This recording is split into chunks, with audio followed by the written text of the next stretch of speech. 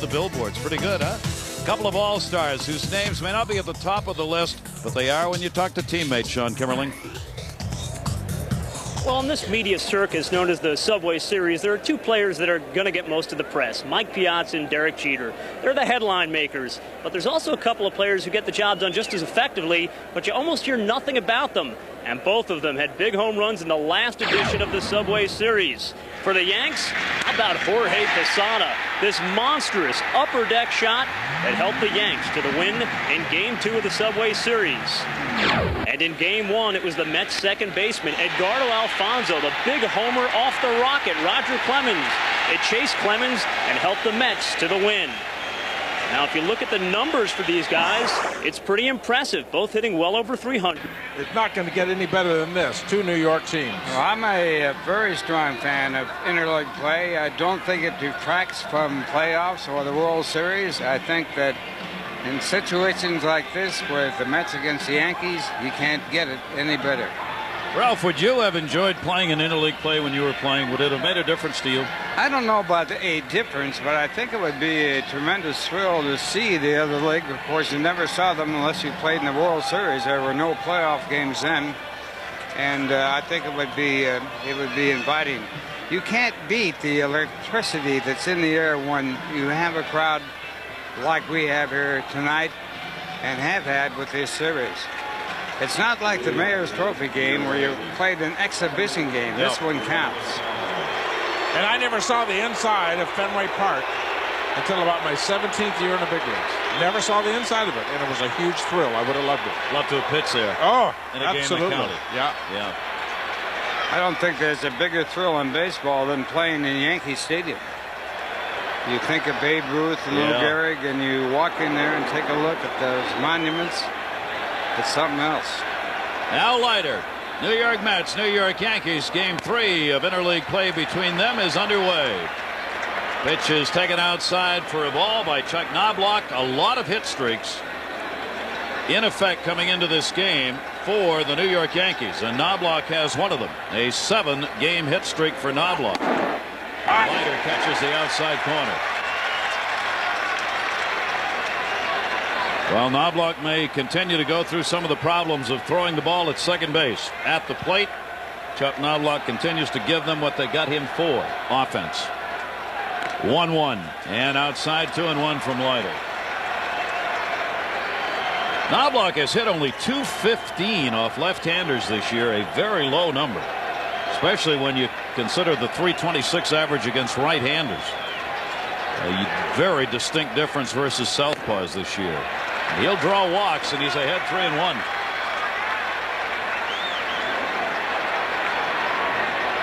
Jeter on deck. Bobby Valentine's team 42 and 35, a game and a half behind Atlanta. And he drew the leadoff walk from Leiter. One of the keys for Al Leiter is control, and it is much emotional control as it is physical control, and he has done a great job this year of the emotional control. But it's this kind of game, this big game, he's such an emotional, energy-packed individual, and if he gets real jumpy on the mound, he can be wild high, and he can be wild way inside. Now to Knobloch, he pitched away, and then got the ball up. And you can look for the Yankees to be running in this game. There he goes.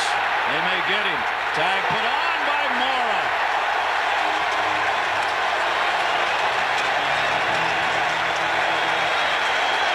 Mora. It'll be a caught stealing, but it was Leiter who got him. Knobloch was running. He's got had nine stolen bases and still does. Well, we've talked about it so many times, Gary, and one of my beliefs is that you do not give an opposing pitcher the first out, and this is what Torrey and the Yankees have done. Great move by Leiter. When you're wild at that first, you got to watch what's going on in the ballgame, to me. And Leiter did not have control, did not have things in sync, and all of a sudden he's got one out, and he's thrown 6 pitches, and only 2 of them have been strikes. Only one of them's been striked. What an advantage for Leiter, and Jeter fouls it off. I mean, that just turns the complexion of the whole game around on the very first hitter. You want to play aggressive, but you've got to look at the emotional aspect of this game and make that pitcher get his own first out. Jeter's got a modest 3-game hit streak coming into the series, and Leiter goes ahead on the count 1-2. A tremendous advantage of having a runner on when your first batter walks, and then it was given back. Third All-Star appearance will be coming up in Atlanta next week for Derek Jeter, selected by Joe Torre. 1-2 delivery by Leiter is foul back. Holds the count at 1-2 strikes. But Ralph, you're absolutely right. Knobloch may have been picked off there, but the Yankees, if they get people on, are going to run. Yankees are a running club. They have 60 stolen bases, been caught 23 times, now 24. They're third in the American League. Joe Torre plays a National League type game, even though he has a DH. Jeter, did he go? Check at first. No. Dana DeMuth at first. That was a good break for Jeter right there. He really got started. Did he stop? The umpire said yes. He has struck out 41 times, drawing 21 walks. .324 batting average. And the 2-2 is fouled off.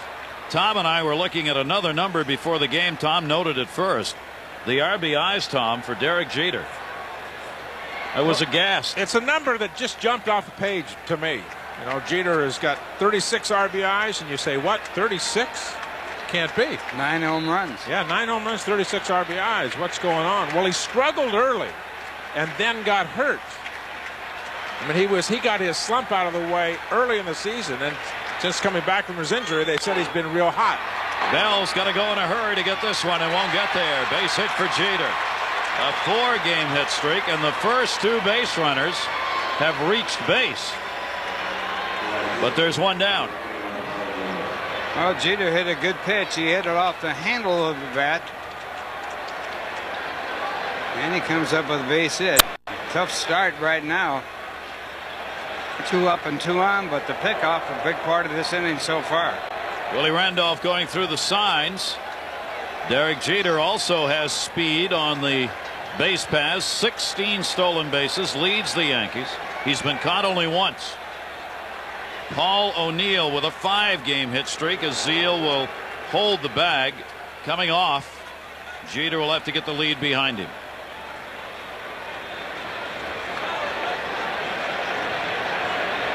O'Neill, as we said, with a 5-game streak coming in. Had a home run, 2 for 5 in the last game for the Yankees, who have won their last 2. They come off a win over Baltimore yesterday. The Mets had the day off. Maybe one of the most, I think, still underrated players in the game. This is a .290 career hitter, 37 years old, a professional's professional. A Tommy Henrich type player. That's a compliment. He's the kind of player you call a gamer in the clubhouse. He's a gamer. Foxhole guy. Amazingly, he didn't play against left-hand pitching. This year against left-hand pitching, he's hit .357. Deep in the batter's box. Runner not going. O'Neill takes it outside. Ball 2, 2-0 on Paul O'Neill. 3 batters, 3 first pitches out of the strike zone by Leiter. Could the excitement of the moment get to even a veteran like Al Leiter? Oh, absolutely. He's emotional. Oh, no question about it. That's one, you know, it's his biggest strength and maybe his biggest weakness. 2-0 delivery. O'Neill takes it. It's on the outside corner. And he looks back at the home plate umpire, Mark Carlson, on the call. And the 2-ball, 1-strike count is a hit-and-run count. I don't know why they call it hit-and-run. It's actually the runner runs and you try and hit the ball. They reversed it somewhere along the way. Jeter with a good lead, not going. O'Neill takes it away, and it's 3-1, and Leiter struggling to get ahead of these Yankee hitters.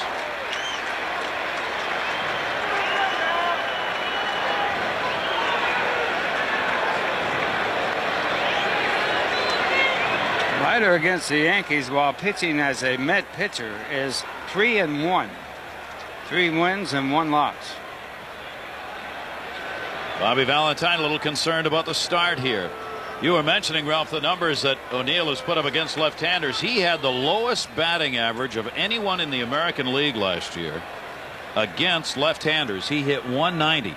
How do you make that kind of a turnaround? It's amazing, but of course it's short term, and but he has never really been a player against left-hand pitching. And he really doesn't like the call. That's two he has questioned Mark Carlson on. Leiter getting the outside corner, 3-2.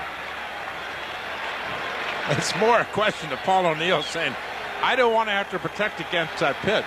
If I go out there, then I'm really going to be vulnerable inside.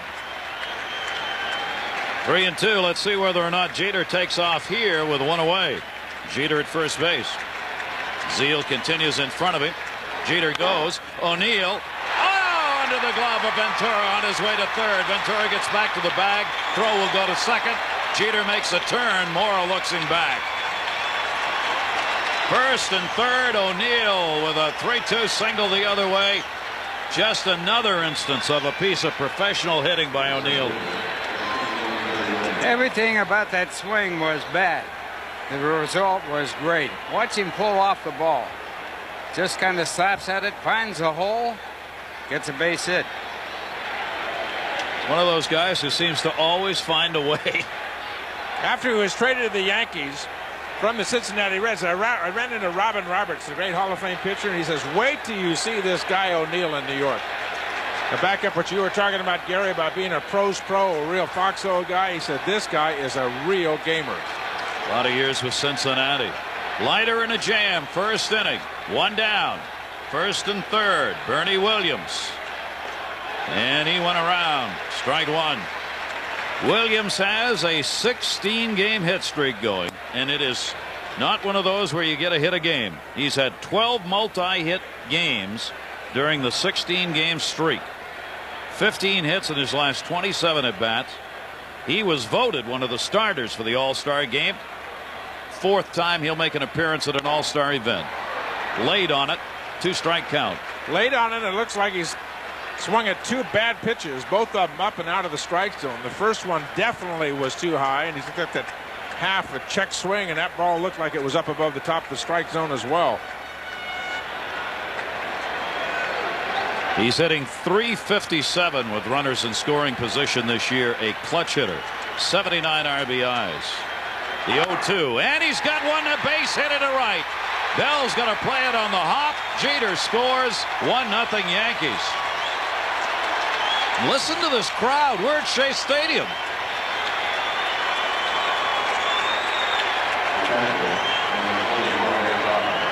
"17-game hit streak for Bernie Williams." Good job of hitting right here. He just tries to meet the ball, hits the ball on the good part of the bat on the line to right field. And a run for the Yankees. Again, the high fastball. That one down a little bit in the strike zone. Not a very good 0-2 pitch. Swinging at those other two that were really up in the strike zone, and that one, I don't think Al Leiter wanted that pitch there. What would happen if they hadn't gotten that first out of the stealing? Where would we be right now? First four batters have reached first base in this game, but the big pickoff helped the Mets to get the first out. Williams with 80 RBIs now. Swung on and missed by Jorge Posada. Bernie Williams second in RBIs. Only Edgar Martinez has more, and he's on first. Runners at first and second. And Posada picked as the backup catcher. Pudge Rodriguez will be the starter in the American League. Joe Torre will manage the All-Stars, of course, in the American League. In the game in Atlanta on Tuesday, picking Posada to work behind the plate as the backup catcher. Leiter with the 0-1 delivery. And fouled off. The chopper makes it 0-2.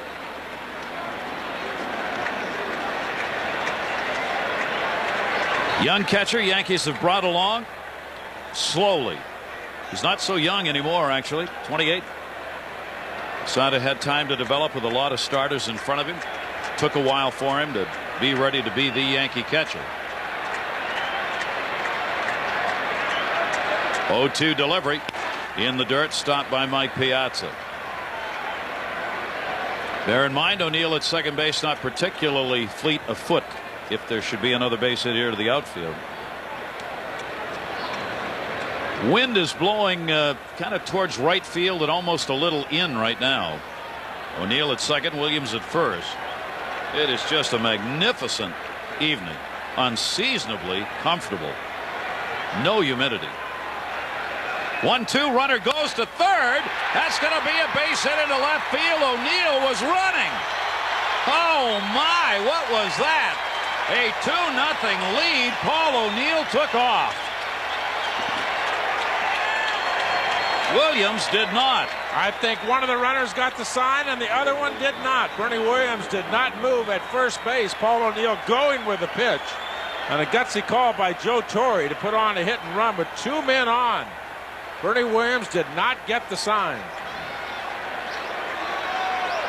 Well, the ball hit hard, and of course, again, we mentioned the fact that the first 5 batters now have gotten on base. He has not had an out by a defensive player, just to pick off. Paul O'Neill easily in. Posada, the base hit and the RBI. Jorge Posada, 41 ribbies.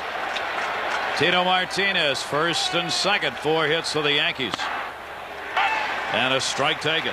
And still no out at the plate. Excuse me, Gary. This is the kind of situation to me that somebody's got to go out there to Al Leiter. Somebody's got to say to him, somebody on the field, a Piazza, Ventura, Zeal, somebody, said, listen, you know, Jeter got a little flare to right field. O'Neill got a little bouncer in the hole. You're still making good pitches. Get out of this inning with just the 2 runs. Get the double play ball. Hit in the air to left field. Williams going back. The wind taking that ball to the warning track. Agbayani hauls it in. Both runners were at second base.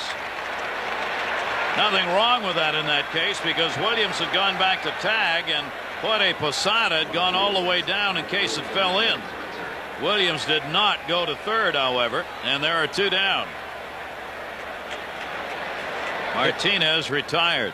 If there has been one knock about Bertie Williams, is that it is his base running sense on the field. Both runners at second base. The left fielder, Benny Agbayani, was going away from the infield. Now, Williams has excellent speed, and he would have made third base easily had he gone. He got in the right position and then got tentative. 2 down. Shane Spencer jammed and fouls it off for a strike. So Leiter trying to get out of this with no further damage. Williams and Jorge Posada remain on, but there are 2 away. Spencer's got a 3-game hit streak coming into this, but has not played in the last 2. Bruised right knee in Tuesday's loss at Baltimore kept him out. 5 hits in his last 12 at bats. The 0-1.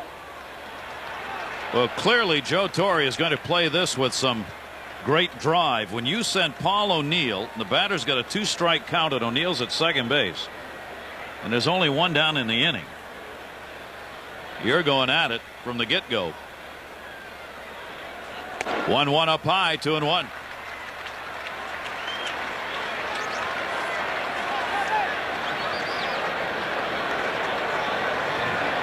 First inning. The first inning run in 16 starts. 2 tonight. 2-1 delivery, and that one drilled but foul. Man, not a good start for Leiter. Well, he took something off that pitch, and the batter did what he wanted him to do, pull a foul. I never get excited about hard foul balls. Actually, the batter is usually fooled when he hits a ball hard and foul. 2-ball, 2-strike count, 2 down. Cutter inside, 3-2. Yankees jumping out to a 2-0 lead. The 2 games these teams played at Yankee Stadium were not barn burners. Couple of blowout affairs, 1 each way. 3-2, runners go. Strike him out.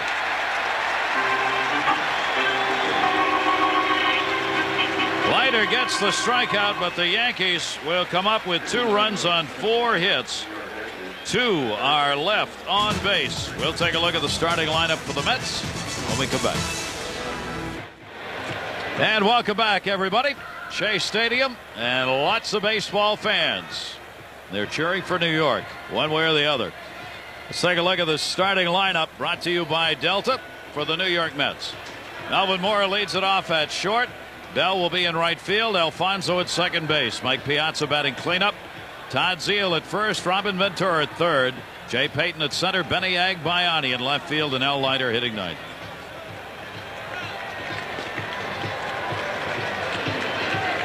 El Duque Orlando Hernandez making the start. Right-hander for the Yankees. And behind Hernandez, the Tri-State Ford defense. For him in the outfield, Shane Spencer in left, Bernie Williams in center, and Paul O'Neill in right.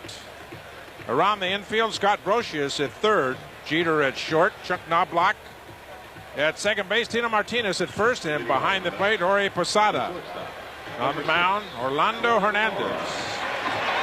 7-6 with a 4.47 earned run average, making his 16th start for the Yanks.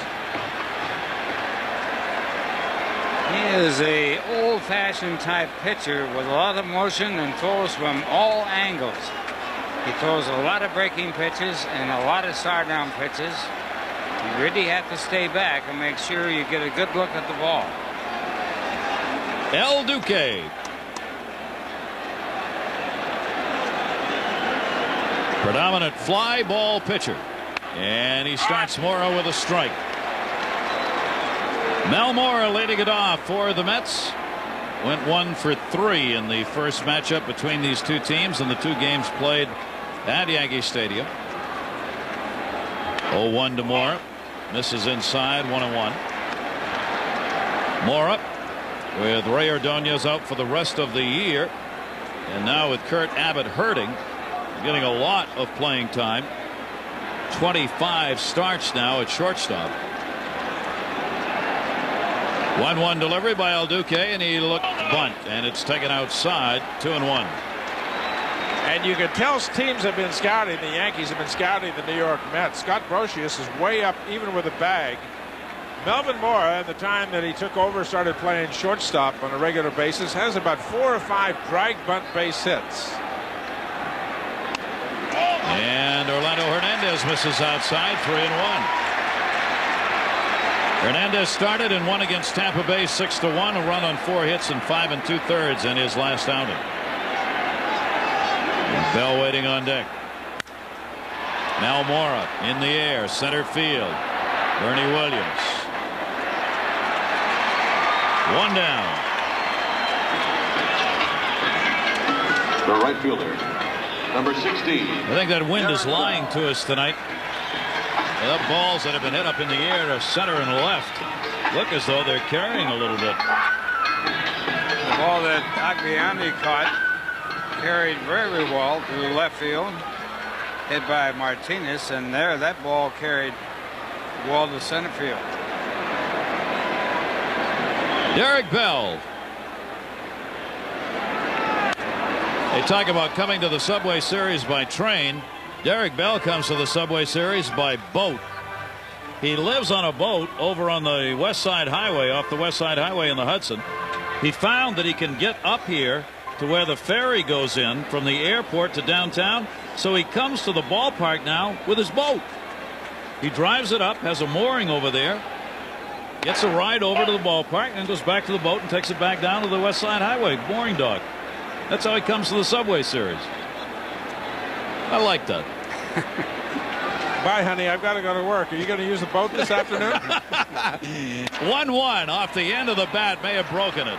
Spencer. Bell's retired. Derek Bell had a good swing on that pitch, but got out in front.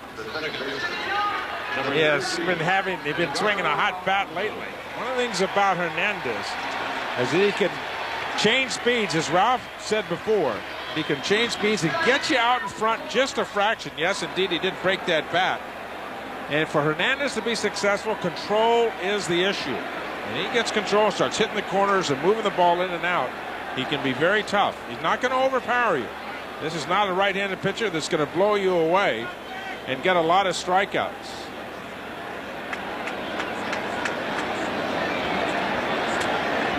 Right-hander's breaking ball. He floated that one in. You don't see that pitch very often, Ralph, do you? That old slow curveball. That's an old-timer pitch. That's an old slow curveball. He changes speeds exceptionally well. Comes back with a heater up high, 1-1. That big slow curveball on first pitch is a great pitch. Every hitter goes up there looking fastball on that first pitch, and it's almost like a free strike. And especially if you're right-handed throwing to left-hand hitters. They hate that pitch first strike. Outside corner heater. That's a beauty right there. Now he's in the big slow curveball first strike, and he dropped down. Ralph was talking about that earlier. Dropped down, threw that from the side. And the ball, great movement right at the hitting zone, came back to the outside corner. 1-2 delivery. And he got him. Alfonso goes down swinging. A very strong inning for El Duque. Hernandez sets the Mets down 1-2-3. We've completed one. Subway Series is underway. The telecast is presented by the authority of the New York Mets and may not be reproduced or retransmitted in any form. The accounts and descriptions of this game may not be disseminated without the express written consent of the New York Mets. With Tom Saver and Ralph Kiner, I'm Gary Thorne. Thanks for joining us, everybody. Interleague play is underway again. The White Sox beat the Cubs today at Wrigley 4-2.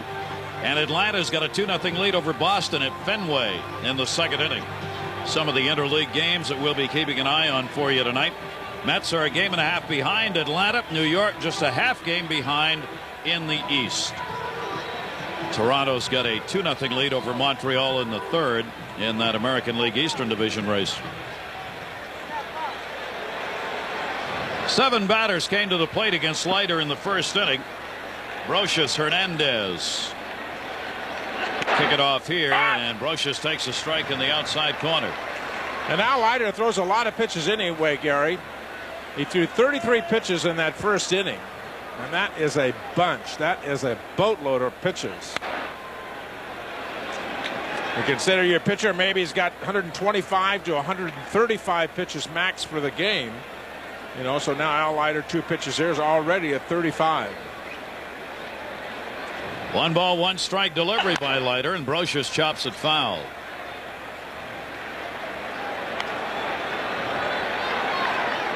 This may be the coolest July 7 evening of baseball I can remember in New York. It's almost like fall. It's just beautiful. That hot, humid weather that we usually have this time of year. 1-2 delivered to Brocious.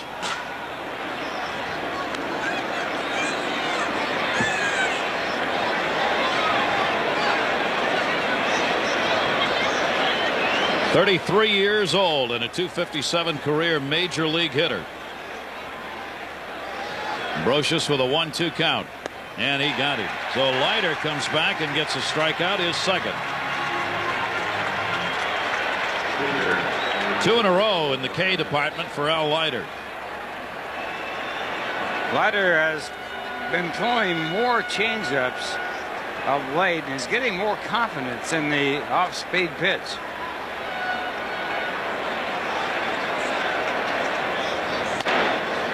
Orlando Hernandez gets the opportunity at the plate. He has had only 6 at-bats, obviously, with the interleague play. 0 for 6. Leiter comes right at him, and El Duque fouls it off. 2-strike count. Orlando Hernandez is 1-0 lifetime against the New York Mets. He made the start against New York that got a victory last year at Yankee Stadium, 6-3 up high. No balls and 2 strikes, and now Leiter tried to throw that ball 150 miles an hour. And the thing about Hernandez, the batter, he was taking the pitch no matter what. Came back and got him. 3 strikeouts all in a consecutively for Leiter. Al went out there to warm up for this inning to start the top of the second inning. And through his third warm-up pitch, and he was shaking his head. So something he doesn't like. There's some pitch in there that he does not like the delivery on. And that 0-2 pitch that he did throw, he tried to throw that ball right through a brick wall. And when you do that, boy, your mechanics just fly all over the place. You lose control, you lose velocity. And now he's getting first pitch strikes. He's reversed the first inning. One of the keys is for Al Leiter is to throw strikes on that outside part of the plate. Talked a little bit earlier about how he throws that cutter inside the right-hand hitters.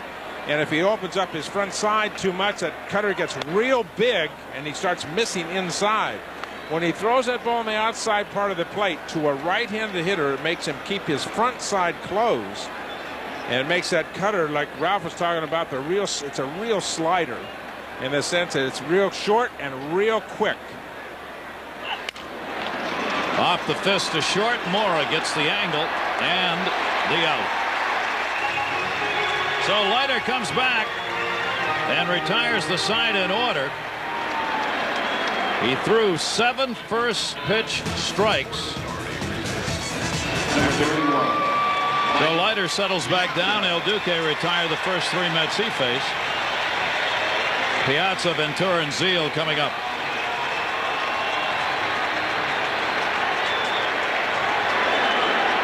Piazza, of course, heading to the All-Star game. Alfonso Piazza, Leiter for the Mets. 4th in average, 3rd in RBIs, and 5th in home runs in the National League. Breaking ball. Had him fooled, but he missed inside. 1-0. You always want to watch the reaction to Mike Piazza on the first pitch of the ball game to him. So many times he'll sit there and take that first pitch, and he was going to swing at that pitch, and he was looking fastball. Chopper to short. Jeter plays a high hop on the outfield grass. Good stretch made by Martinez. Piazza retired.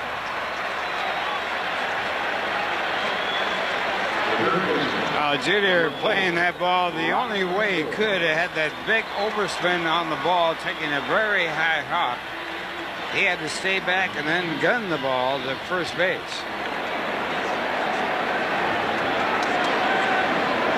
Robin Ventura. 1 down, nobody on. And Ventura takes the floater strike in the outside corner. And there's that pitch again. Slap drop. Followed up with a fastball, and like that, it's a 2-strike count. Robin said, I can't hit either one of those. You throw the slow stuff on the outside corner, you throw the hard stuff in here on the inside corner, and it looked like a pretty big strike zone. The pitcher has established, yeah, I can throw a strike on both sides. Robin didn't like either one of them. I asked Robin before the game, how's your shoulder? And he said, it hurts. He had cartilage taken out of his right shoulder in December, and he said, it's never been as strong again. I've worked on it, rehabbed it. It bothers me throwing, and it bothers me at the plate. Got to bother him at the plate. He's not can't hit 242. No.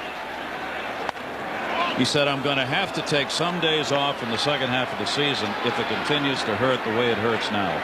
Because he's playing in pain, and it is clearly affecting his ability at the plate, and sometimes you notice it in the field on long throws.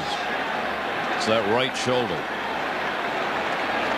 2-ball, 2-strike delivery to him. Gets by Jorge Posada.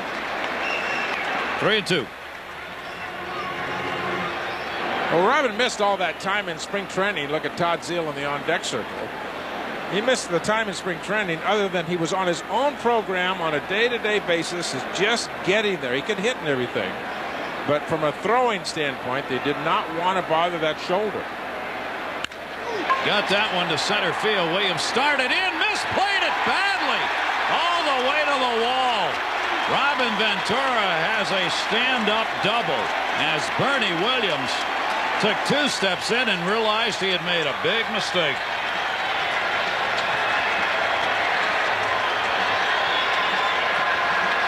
Well, the Mets had a player named Rod Keneal that played for the Mets in the early days, and he was noted for charging in and then charging back, and that's exactly what happened to Bernie Williams as he misplayed the line drive. This is a 3-time Gold Glover in center, but Todd Zeile. And the breaking ball is outside, ball 1. Do you think he'd be the Gold Glover of the National League with Andrew Jones? No. You and I are on the same page on that one. There are a lot of, and I don't mean this to be, saying nasty things to Bernie Williams, who's a hell of a player, but him winning the Gold Glove doesn't fit. He is not a Gold Glove center fielder. Good, probably a little above average, but that's it. Not Gold Glove. 1 ball, 1 strike count on Zeile. Well, Gold Glove means the best. The best. Chop foul. It's so hard to make determinations on Gold Glove players if you don't see them play every day. It's one of the difficult things for the writers when they vote Gold Glove players. They have to listen to writers from other cities because you just don't see enough of the players unless you're there every day to watch. When I was a player, I had writers come to me and ask me who I thought were the Gold Glove players. And they try to get as much information as they can. 2 ball, 2 strike count on Zeile.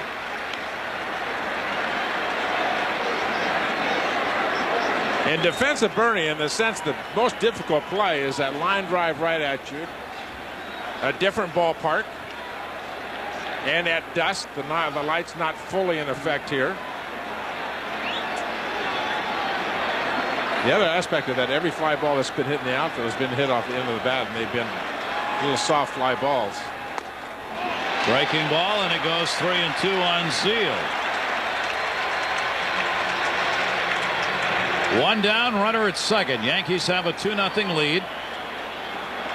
Bottom half of the second inning. Zeile has been one of the Mets' fine clutch hitters. .329 with runners in scoring position this year for the Mets first baseman.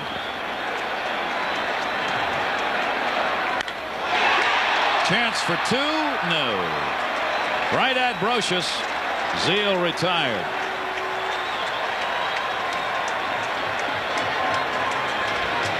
Well, that's really a tale of 2 different ball clubs and who gets the break and who does not. Now, Todd Zeile hit that ball right on the button, but right at Brocious at third base.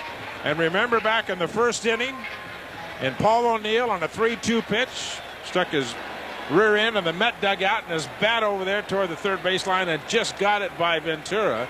And Zeile hit his ball about 3 times as hard as O'Neill hit his, but that's you get back to the dugout and you say, hang with them.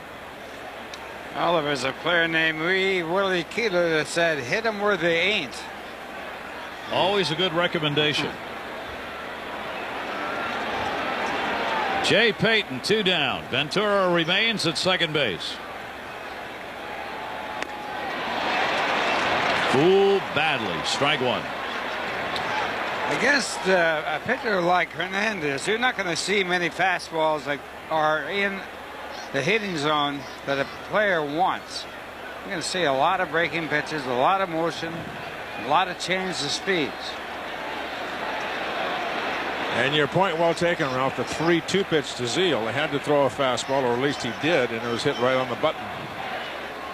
Payton jammed, popped it up, no play. No, there is a play.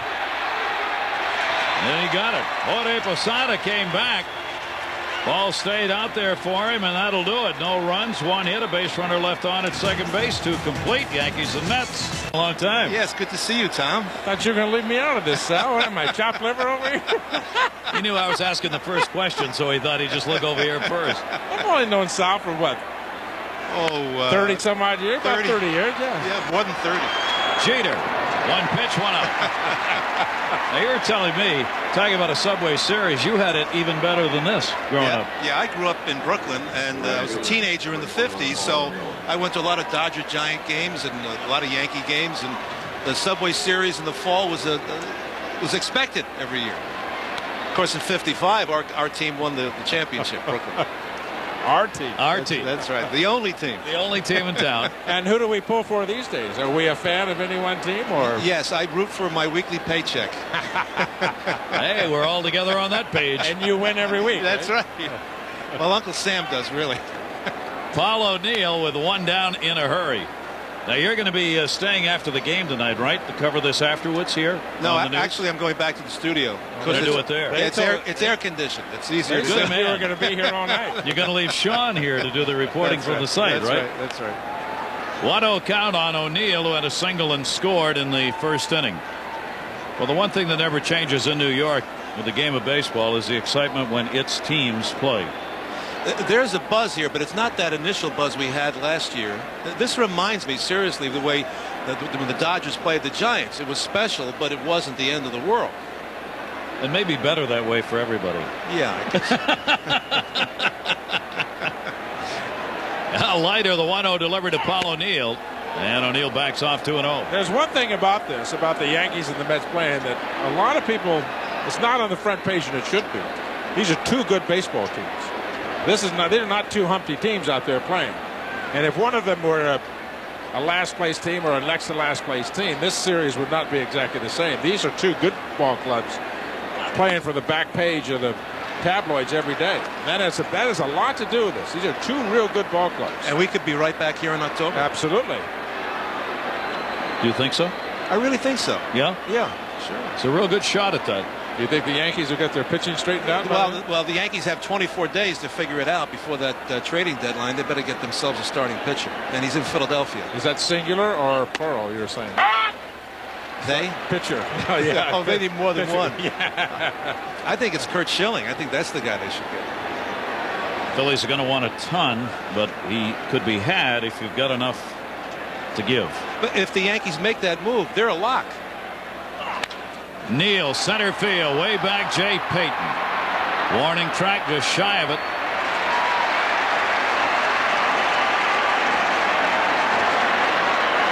Tom Seaver, Sal Marciano. Seaver the pitcher, Marciano the reporter. And I like that shirt. You know that shirt. That shirt I saw down at the disco the other night. That's right. I like that shirt. I gave it to him. Oh. Look how happy Tom is taking that picture. He was so happy that day. Sal, I was always happy to see you. Sal, you dress better now. Tom?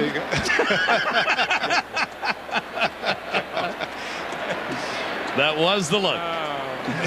Bernie Williams, 2 down. And Williams pops it up outside of third. Robin Ventura has got it. Sal Marciano will be on the news at 10, WB11. A pleasure to sit in with you. Great to have you with us. Thank you. Thanks. See you. Tom, I'll see you 30 more years. I want to correct myself on, I thought that the writers did the voting on the Gold Gloves. They do not. Thank Marty Noble of Newsday who came in. The voting is done by managers and coaches, and I did not realize that because I've heard so many writers talk about the selection, I guess. Well, I actually did. You know what that means? I had a writer come to me and ask me. He was going around and said, I've got to turn in my Gold Glove ballots about who I think. Well, how did he get the ballot? It must have been whoever the manager was that I was playing for at that time said, here, you take care of this. Gave it to his favorite writer. His favorite writer said, said, fill this out and I'll fill sign it in. Put your favorites in. I'll put my name on it. And they'll give somebody the Gold Glove. Like the lineup card. There it is again, that off-speed curveball. Benny Agbayani takes it for a strike. He's been using that pitch a lot. What happens, really, the hardest thing for ball players to do is judge other players because they have their own preferences. Bernie Williams over. Agbayani with a base hit. Take a look at our Toyota out-of-town scoreboard with interleague play underway again. Final this afternoon at Wrigley. Atlanta with a big lead over Boston early. And Toronto up over Montreal. They had a rain delay in Florida. Minnesota and Pittsburgh going at it. Cleveland, Cincinnati, the great rivalries in state. Our Toyota scoreboard with the number of games to be started late. Yeah, the one thing about ball players, and you could say the same thing, I guess, about coaches and managers, it's very hard to keep a very straight attitude when you try to pick the best player. Leiter, the good bunt. Brocious, the bare hand, looked at second, goes to first. Knobloch covers. Sacrifice for Leiter is 4th of the year. Al Leiter earlier in the year was saying, I really stink when I'm bunting. I'm not able to do the job. And you know that as a pitcher, you can end up costing yourself a ball game, costing yourself a win, costing the team a win. And he really struggled with his bunting. Started to work on it, trying to get his balance better, keep the bat out front. You can see it right there. Yeah, bat right out front, let it come right to you, and a good job. Great job with the pressure being put on by Brocious because he was right on top of him. He gets Moore down to second base. 1 down. Mets now with 2 hits off Hernandez. Mora bunting, hit him, he's out. Mel Mora's out of there. That ball hit him after he came out of the batter's box, and Benny Agbayani's got to go back to second base. And there are 2 down. Put out for the catcher. If that ball comes up and hits you in the batter's box, you're not out. It's a foul ball. But he was moving with the bunt attempt and was out of the batter's box. He did this the other day, and the ball hit him. And on this play, it is really obvious.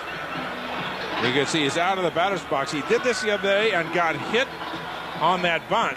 And actually, his back foot was up and off the ground and got away with it. The umpire said, no, it's a foul ball. That time clearly out of the batter's box. No argument for Bobby Valentine or anybody on that bench for the New York Mets. And the put out on that play goes to the catcher. Actually, it looked like it hit him twice.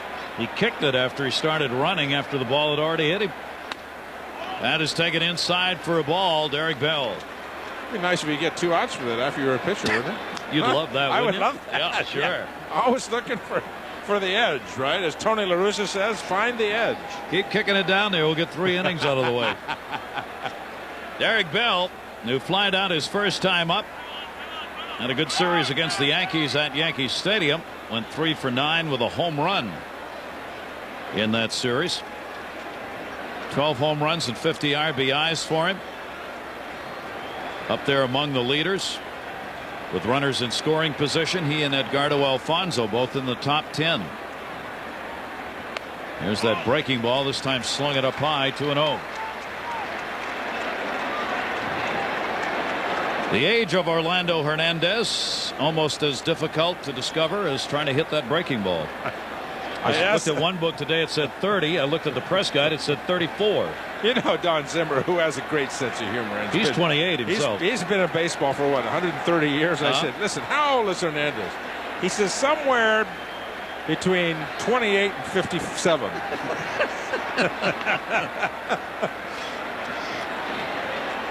And that one rides inside. And there's Zim. There's Don Zimmer right there. What stories he's got. There was a cross-up right there. Posada was going outside looking for the breaking ball, and a fastball right down the middle of the plate.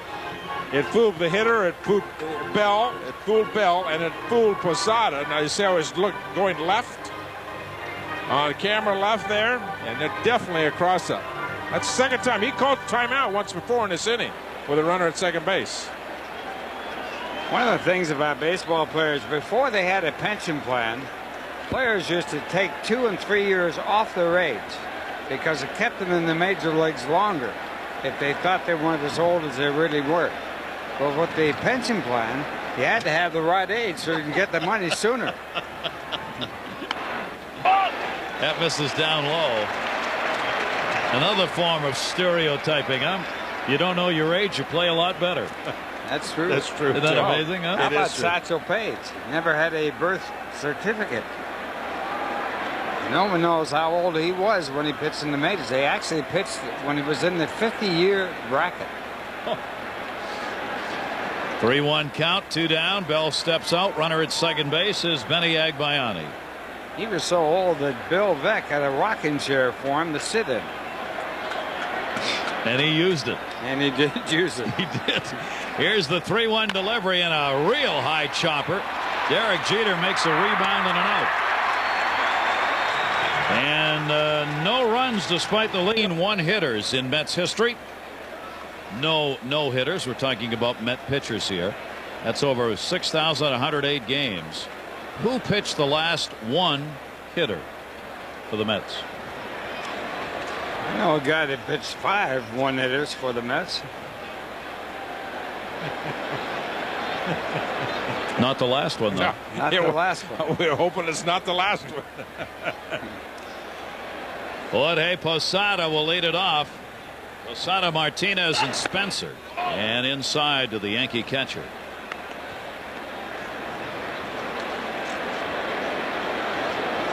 Two 4-0 for the Yankees. 0-2-0 for the Mets through 3. Top of the 4th inning. First 2 games at Yankee Stadium, the Mets won 12-2. The Yankees won the second 13-5. This, of course, is a 4-game series with a big day tomorrow. The game to be played here, the 1:15 start time, and then the 8:10 start at Yankee Stadium tomorrow. 1 game each ballpark. What happens if they go into overtime? There have been some questions about that. It'll be here. Eat fast is the answer. Yeah, it'll be a grin to everybody's face. Skip the spread. Jorge Posada with a 1-ball 1-strike count. Take it inside. And how about the connections? Doc Gooden is coming back tomorrow to the Yankees to make the start against Bobby Jones. Glendon Rush and Roger Clemens tomorrow night, and then Sunday Andy Pettitte and Bobby M. Jones, the left-hander. But Doc Gooden is back. 2-1, fouled away. How long he stays, it may be no more than 1 game. I looked for Joe Torre today, but there was a lot of press going on before the game, and he never came out during the Yankee batting practice that I saw when I was down there. I was talking to Don Zimmer about it. One thing I wanted to ask him about starting Doc Gooden here in this ballpark. I mean, there's a real emotional hill to have to climb over. Doc not only, probably most importantly, trying to get back to the big leagues, and then the emotional aspect of pitching at Chase Stadium. I bet you that they probably did was gave the option to Roger Clemens to say, where do you want to pitch, Roger? And he said, I'll take Yankee Stadium as opposed to coming over here. But I mean, not only is Doc Gooden fighting for time in the big leagues, trying to get back to the big leagues, but having to come here where, he was on that fast track to Cooperstown. 3-2 delivery, and Leiter gets his 4th strikeout. Jorge Posada, 1 away.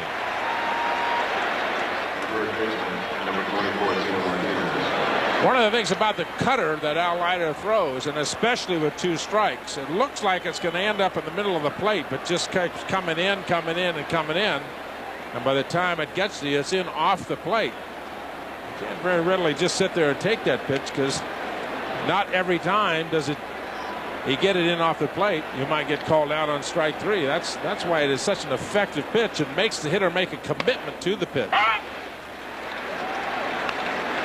Tino Martinez. What a turnaround for Al Leiter. First 5 batters got on. He's retired the last 8. That one is taken outside.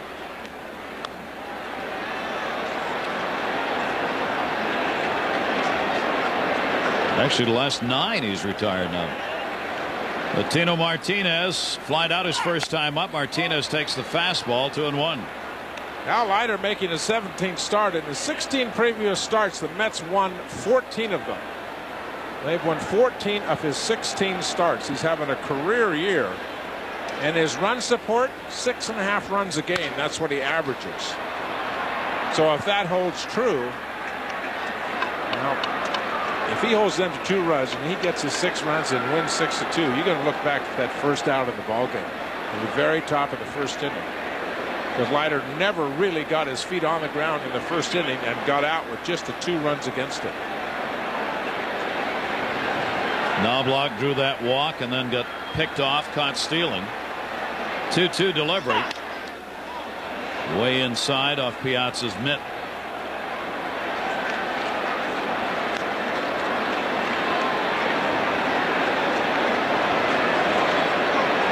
That's an indication of where the hitter was looking for the ball. Tino thought that ball was going to be on the outside part of the plate, and whoop.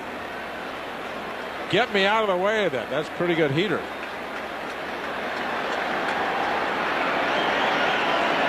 Not very good numbers against Al Leiter. Third base, Piazza Ventura. Robin Ventura. 2 down.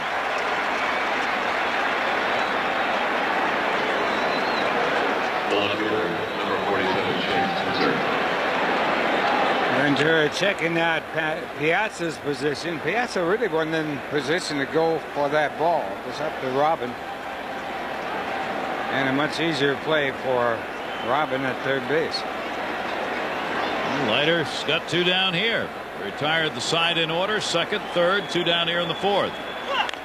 And foul back by Shane Spencer, a strikeout victim, his first time up.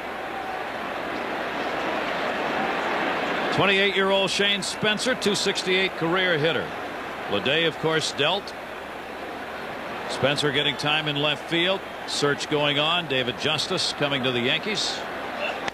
Will there be more in the way of deals to be struck with a deadline coming at the end of the month? According to Sal Marciano, there will be. 1-1 delivery. Inside by Leiter, 2-1. It's going to become that yearly event where you've got the haves and the have-nots and the in-between teams and clubs that say, listen, we're not going to win this year. Let's dump salaries. Somebody's going to take it if they think they've got a chance to win. Spencer strike fastball, 2-2. There is David Justice. Justice has appeared in 6 games as a Yankee. He's had 3 hits and 21 at-bats in those 6 games. 3-2. And the other factor too involved is when the players in 1 year of playing out his contract. You want to get somebody for him.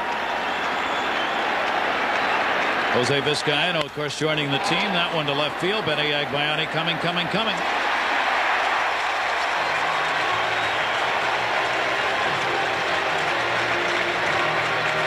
11 in a row set down by Al Leiter, but the Yankees 2 runs scored in the first still hold up. Piazza with a ground out his first time up. 1 for 8 off El Duque in his career. Fouls that back, 2-2.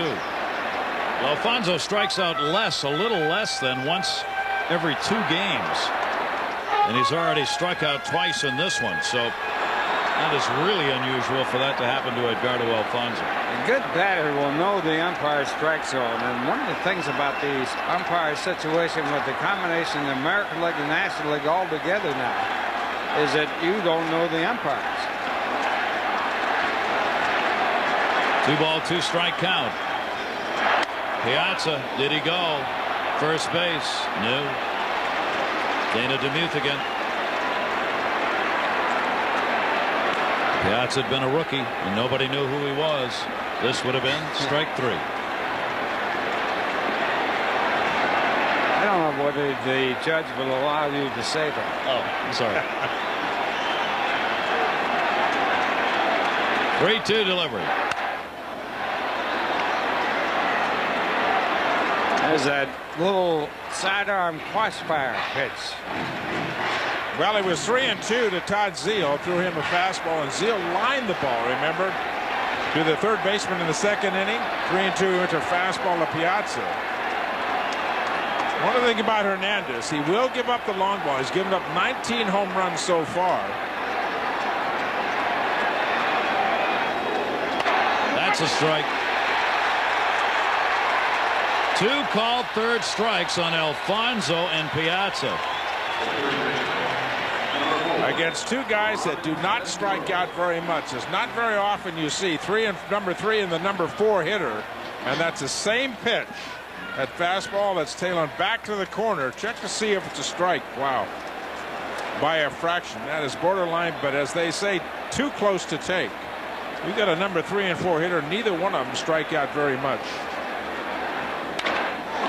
Robin Ventura to right field. Atom ball. Ventura is retired, and Orlando Hernandez sets the Mets down again. Second time in 4 innings.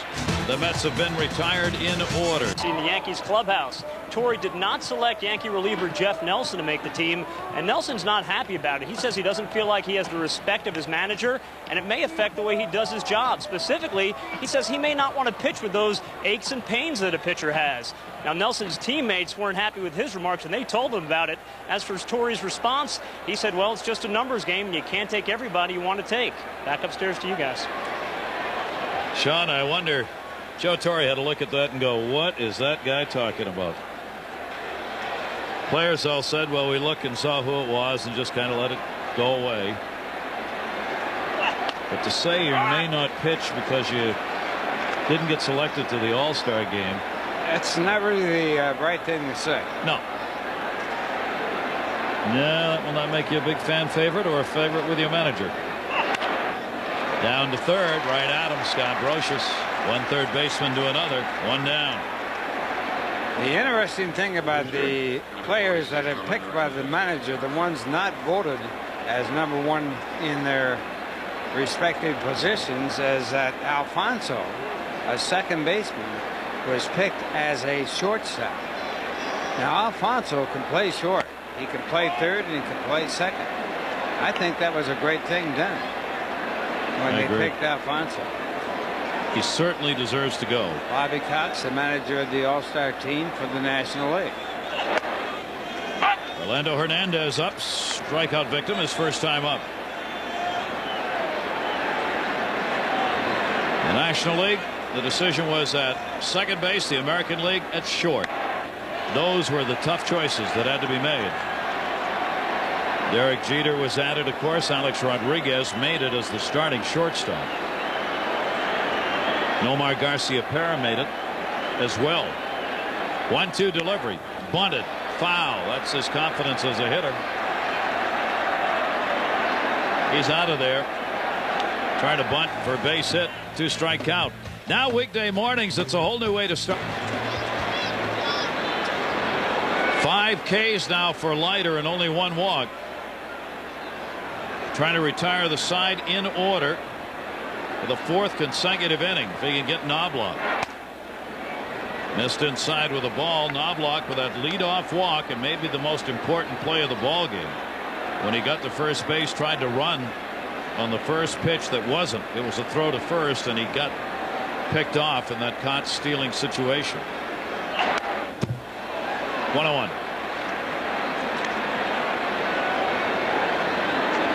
Why do they have the rule that if the runner goes to second, it's a caught stealing? I still don't understand that. That's a pickoff.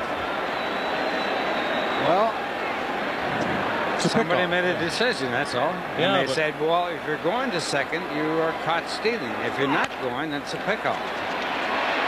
Ventura. He picked that off, and Knobloch's retired.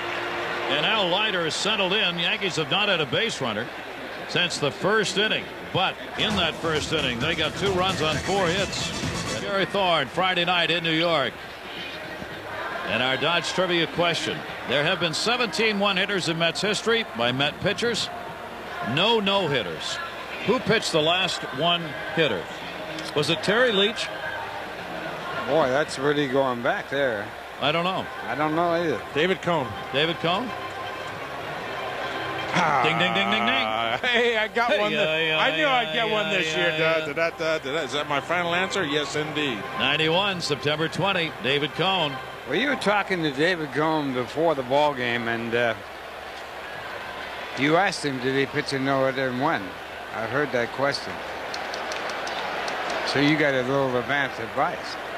We did not talk about that, Ralph. I had no prior information to that quiz. Ralph, I'm with you.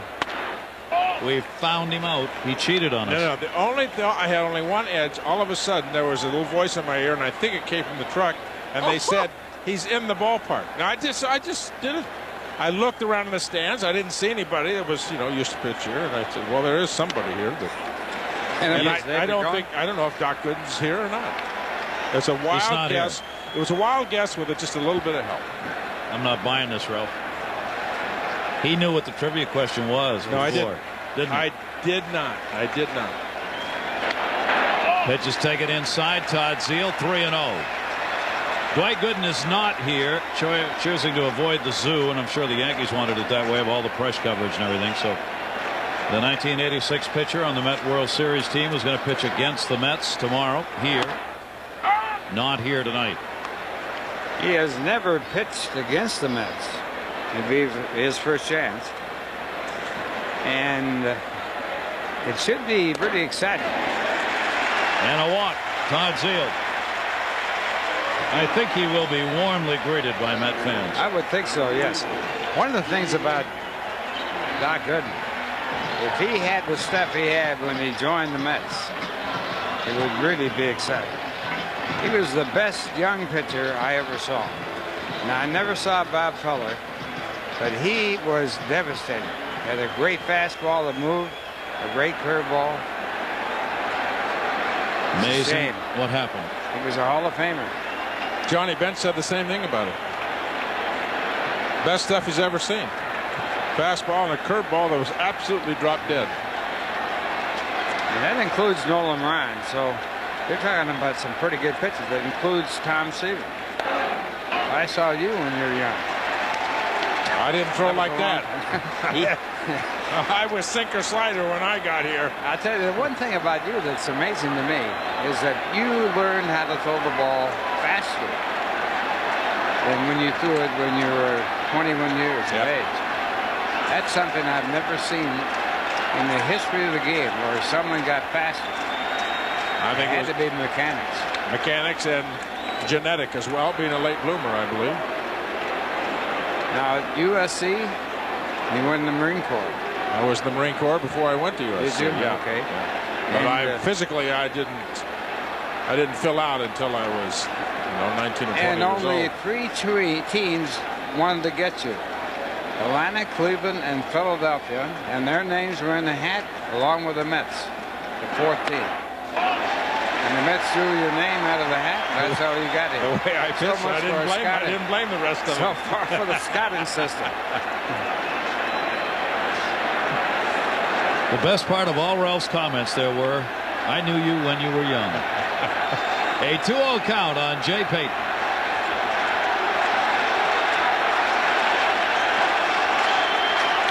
Runner at first, nobody out. Leadoff walk to Zeile. First walk given up by Hernandez. 3-0. Well, the Met fans can smell it, and certainly the Mets can smell it on the bench. In this inning, Zeile drew the walk, and Hernandez pitched to him very poorly. Didn't want to pitch to him. If you think back about the line drive on the 3-2 pitch, the fastball that Zeile turned around. And all of a sudden now you've got a different pitcher on the mound. He's been ahead of everybody and fell right behind Zeile 3-0 and right behind Jay Payton 3 balls and no strikes. And Payton had a terrible swing on his first time up last in the second inning. Big curveball and had a wild swing out. 3-1 count on Jay Payton. Fouled it back 3-2. Couple of stories in the New York papers today that Orlando Hernandez went with Joe Torre and the team doctor a couple of days ago into the private closed meeting, and no one wants to talk about why and whether or not there may be something physically wrong with him has been raised. Joe Torre simply said he's going to continue pitching. Nothing to prevent him from pitching, whatever that means. And that is as far as that story has gone to this point. He would not talk about the visit with Torre and the doctor. Throw over. And the GM was involved in that for the Yankees as well, I believe. Zeile at first base being held by Martinez. Payton with a 3-2 count. Because you got to think about a hit and run in this situation. I think it's good play. I think if Payton strikes out, he's got to strike out on the breaking ball. Runner goes. Tried to put it to second base and fouled it off. I don't think you can strike Jay Payton. I don't think Hernandez can strike out Jay Payton with a fastball. I don't think so either. He's not that fast. Payton's got a good fast bat.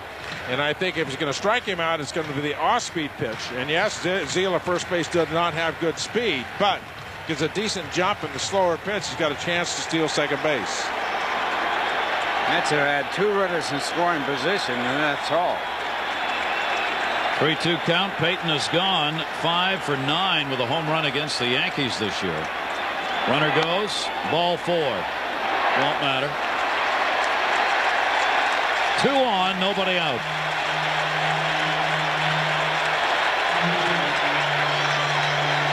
Well, the one thing you want to do with the Yankees is to get to their bullpen, their middle relief bullpen, in a hurry.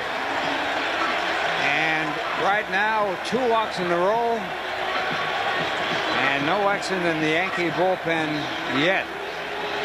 Yankees have called up recently, including one today, 3 pitchers.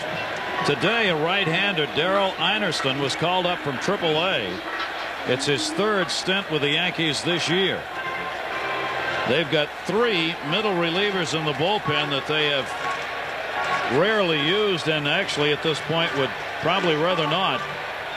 Ford is out there. Choate is out there. And the pitcher called up today, Matty Agbayani. 2 on, nobody out.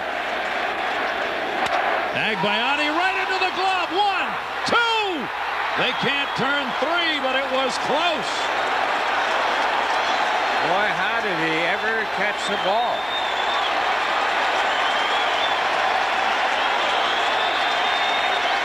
How did the pitcher, Hernandez, make this catch?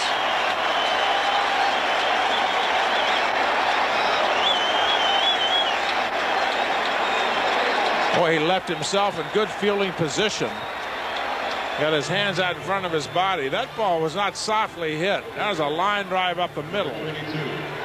Wow, that's a pretty good athlete right there. One of the things, talking to Don Zimmer before the game, and one of the things he said, there is a good fielding pitcher and a highly conditioned athlete. He was really very complimentary about Hernandez. Talking about Don Zimmer, he says, we don't know how old he is, but he is in fabulous shape. Just proved it. He also said his outfielder. I'm looking at Orlando Hernandez is turning around to left field and waving. He was waving in Shane Spencer, the left fielder. Thought he was too deep. Spencer's moved in about 6 steps. Al Leiter, and look at this. See how smart those pitchers are, Ralph? You knew that was coming. I wasn't going to pass that one up, baby. Spencer's going, hey, I'm going to listen to this guy from now on. Watch him turn to Spencer. Come in here. You.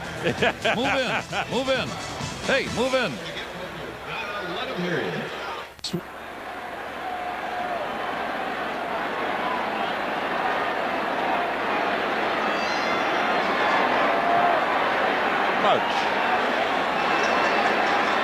What a play by El Duque. Has something like this happened before? Well, of course. Couldn't get the ball out of the glove. Throw the whole darn thing. Tino can handle it.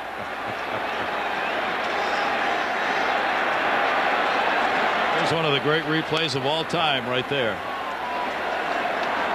We saw that happen in another game when Mulholland got hit by a line drive in the glove, stuck in the glove, and he threw it to first base to get Keith Hernandez on a line drive back in the mound. What amazed me about the El Duque play is he actually had to throw it. That was a pretty good toss he had to make. Overhand pitch. Yeah. It had a little spin on it, too. On the other side, it had the Breaking ball glove. Derek Jeter, 1 ball, 1 strike count. Jeter has continued. Hit the ball hard. 4-game hit streak for him. 1 for 2 in the game. Ooh, and he got jammed, and that hurt right down onto the foot. Standing around the batting cage, and I'm talking to Derek Jeter. I said, what do you think about Al Leiter? What are you trying to do? He said, well, you got to defend against that cutter that comes way inside.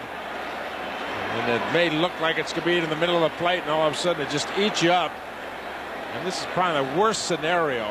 Just keeps coming in, coming in, coming in, and you hit the top of the ball with actually a good swing and drive it right down into your foot, and ouch. And that's why he's wearing that protector on that left leg.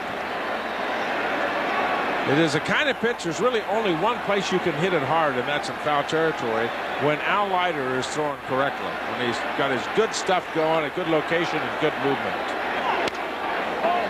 2 ball, 2 strike count on Derek Jeter. Jeter's had a home run each of his last 2 games. 3-run homer in the 2nd inning of yesterday's game. 2-ball, 2-strike count. Leiter gets the foul ball. There's an example of what you have to do when you're hitting that cut fastball, because he did that right then, and the only way he could really hit the ball was to pull a foul.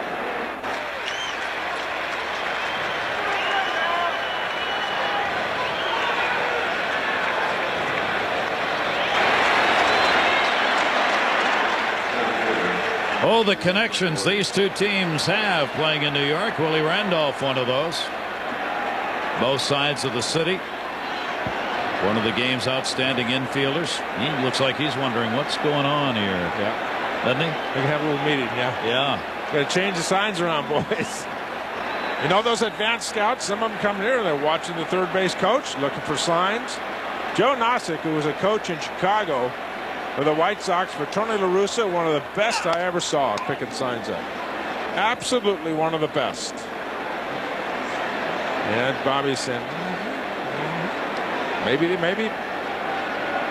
it is coincidence. Then again, might make you want to change your signs. I think they will change their signs. They're going to not take that chance. Swung on a miss, Bernie Williams. Well, that was really a good change up there. Leiter had retired 14 in a row before the single by Jeter. Now he's got 2 down here. Williams extended his hit streak to 17 games. Bernie's career high 21 back in '93, a 21-game hit streak. 1-1 pitch missed inside. 2-1. Williams now at .334 for a batting average.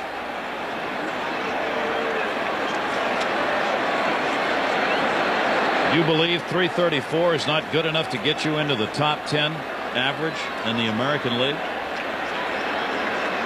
And Garcia Parra is just about at 400. .393 starting the day.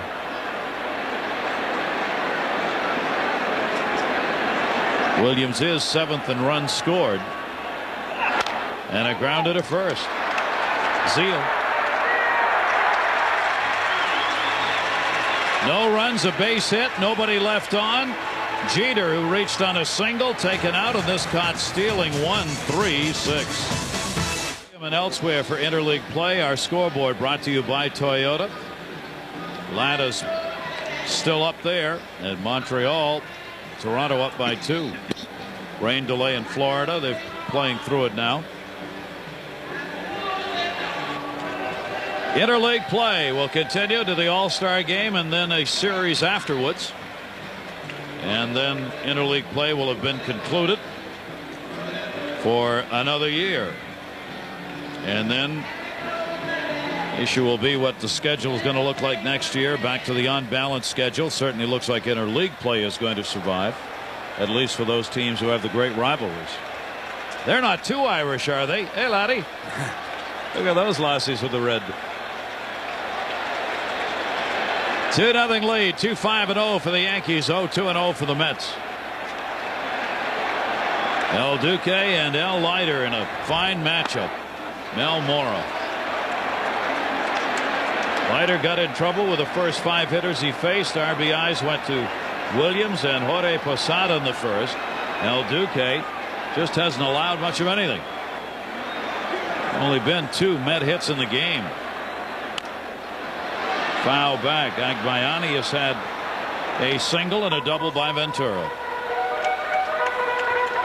One of the ways that Hernandez pitched is really kind of an old classic way. It's soft stuff down and hard stuff up above the top of the strike zone, and then hard stuff in and soft stuff away. We've seen him use that big slow curveball, the slop drop, as Ralph talks about. And there's that cutter fastball, comeback fastball, I should say, that has been working on the outside part of the plate to right-hand hitters. An old basic philosophy of hard stuff in and soft stuff away and soft stuff down and hard stuff up. 2 balls, 2 strikes on Mora. Well, you can tell he's an old-fashioned type pitcher with that crossfire because of the way he wears his pants. rather stylish. High stockings. I love that look. I think that looks like a baseball uniform should look. What did you mention to me about my tie today? You said always in fashion, but never out of style. Never out of style. That was just like that. Always in fashion. Very nice little compliment there. Never out of style. New York Public Library tie. 2-2 delivery. Off the fist to third. Roches has it. One away. That's a great pitch from Hernandez. That's kind of the same swing that you'll see when Al Leiter gets that cutter going into right-handers. That's that comeback fastball that has been thrown away. And this time, he started it in the middle of the plate, and the ball just ran right in at his belly button. Watch the ball take off right for that belly button. Yeah, and he had to collapse his arms. Had to change his swing right in the middle of it. Hard stuff in, soft stuff away. That's a beautiful pitch right there. One down. Derek Bell chasing one away. Bell tied for 10th in runs, 7th in batting average with runners in scoring position, and the 8th best home batting average goes to Derek Bell. He hit well here at Shea Stadium. And that's going to be a base hit into left center field. Played by Spencer. Derek Bell, a one-out single in the 6th inning on the 70th pitch from Hernandez.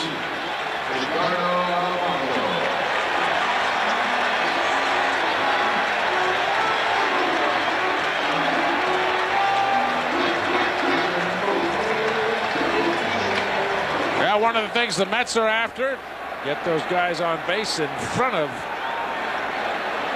Alfonso and Mike Piazza, and you see the reaction of Hernandez. Is that it's my fault. I got the breaking ball up. There's a little soft single to left center field, and you can see Hernandez pounding himself in the chest. Said, "Yeah, I made a bad pitch there. That's my fault." Well, Alfonso has had a tough night. Didn't like the calls when he has been struck out, but he has struck out twice, and now in the position to see Hernandez for the 3rd time. One down and one on. 3 hits to the Mets. Alfonso drills it. Williams back. Reaching. Got it. One pitch. 2nd out.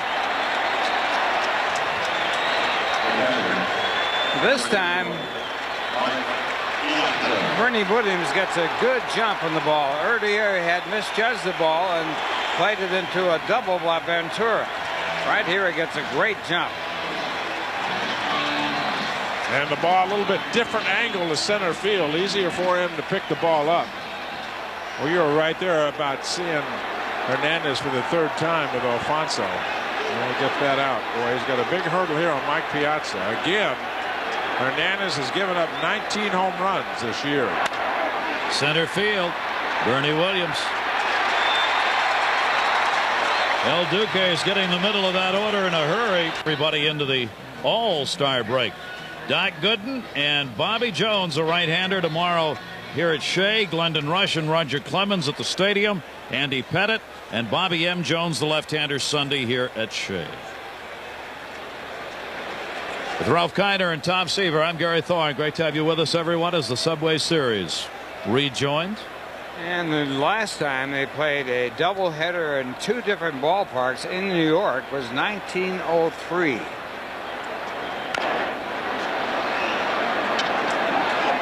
Brooklyn was playing against the Giants, of course, and no lights, so both games were day games, a morning game and an afternoon game. There were no subways then, so the players had to go in trolley cars, I would guess, to the different ballparks. Tomorrow they will go by police escorted coaches. Pitch is taken inside. It'll be one of the quickest rides in history, because when the NYPD escorts you, you don't stop. They block off every exit. They frog leap with the motorcycle crew, and you just get there. You know, that's one of the differences in the game when I played in the game now today. is that the players will be taking coaches. When I played, they took the bus. Oh, no buses. These are coaches. Coaches. Video machines, stereo systems. 2-1 pitch foul off. Well, didn't you ride in the police escorted? You rode in a coach or bus with police escorts in 1969 when they had the big parade down Broadway. I would imagine, yeah. I would imagine. And they do a job. Well, you 86, can't believe I remember when we went in. Oh, yeah. Took about 15 minutes to get from Shea Stadium to Battery Park. They have got that down. It's just unreal. So many VIPs, of course, here. 2-2. Visiting New York City, they do that for motorcades. I remember in '69 there were hundreds of fans on the road as you drove by, waving and yelling at the Mets, and also '86. Yep. Jorge Posada, 3-2 delivery. Leiter, 6 strikeouts. Leiter's given up 1 single since the first inning. That's it. He's walked 1 and struck out 6. And that single was really disputed by Tom Seaver. And that's the first time today I would read with him. Just today? Well, I have several times. Yes? Yeah. This season? No. No. Okay. I'll check and be sure. That was the last century. That's right. Tino Martinez takes a strike. Well, Al Leiter says, hello, Tino. I'll take a little page out of El Duque's book and drop down, throw a little sidearm piece of cheese in there. See if I can make that right knee quiver a little bit, and he did on that one, too.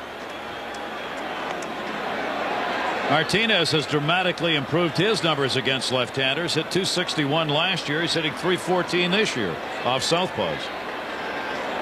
1 ball, 1 strike count. 2-1 on Tino Martinez. 32-year-old first baseman came into the year with a .275 career average in the majors. He's anchored that first base job. 2-1 pitch by Leiter to him is outside. 3-1. Al has gone 4-4 lifetime against the New York Yankees. A lot of these hitters have had their day at the plate against him a number of times. 3-1 pitch, and it'll take it full. 3-2.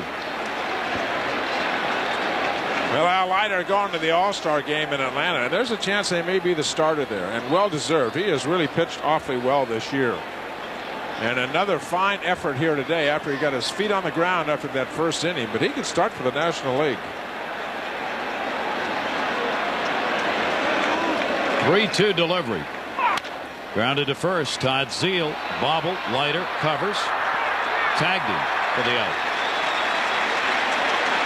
Smart play by Leiter. Looked like he wasn't sure he's going to be able to find the bag. So rather than do a little tap dance and maybe miss it, he just tagged him. Now Leiter is not the fastest runner on the New York Mets. In this play after the bobble by Zeile, his head gets really turned around toward the infield. He knew he wasn't in the bag yet. It almost was if you can hear footsteps. That's good play. You're exactly right, Gary. Throw that glove down there about waist high. Take the out that way. He's got 2 away. Here's Shane Spencer.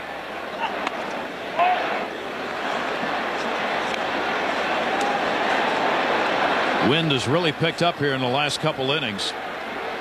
That center field flag blowing over to right.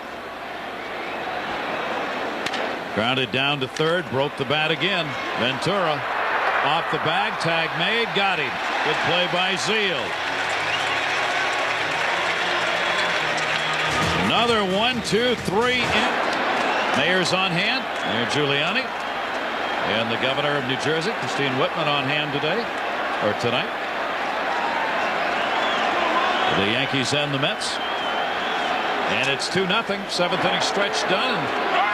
And moving along with these 2 pitchers, Orlando Hernandez and Al Leiter controlling the game. Robin Ventura 1 for 2 with a double in the 2nd inning. Ventura and Agbayani are the only Mets to have made it to second base in this game. Bounced in front of Ventura and a 1-1 count. Ventura has hit the ball very well in his 2 at-bats. A double misjudged in center field over the head of the center fielder, Bernie Williams, and also a line drive caught in right field by O'Neill. Breaking ball outside to him. 2 ball, 1 strike count.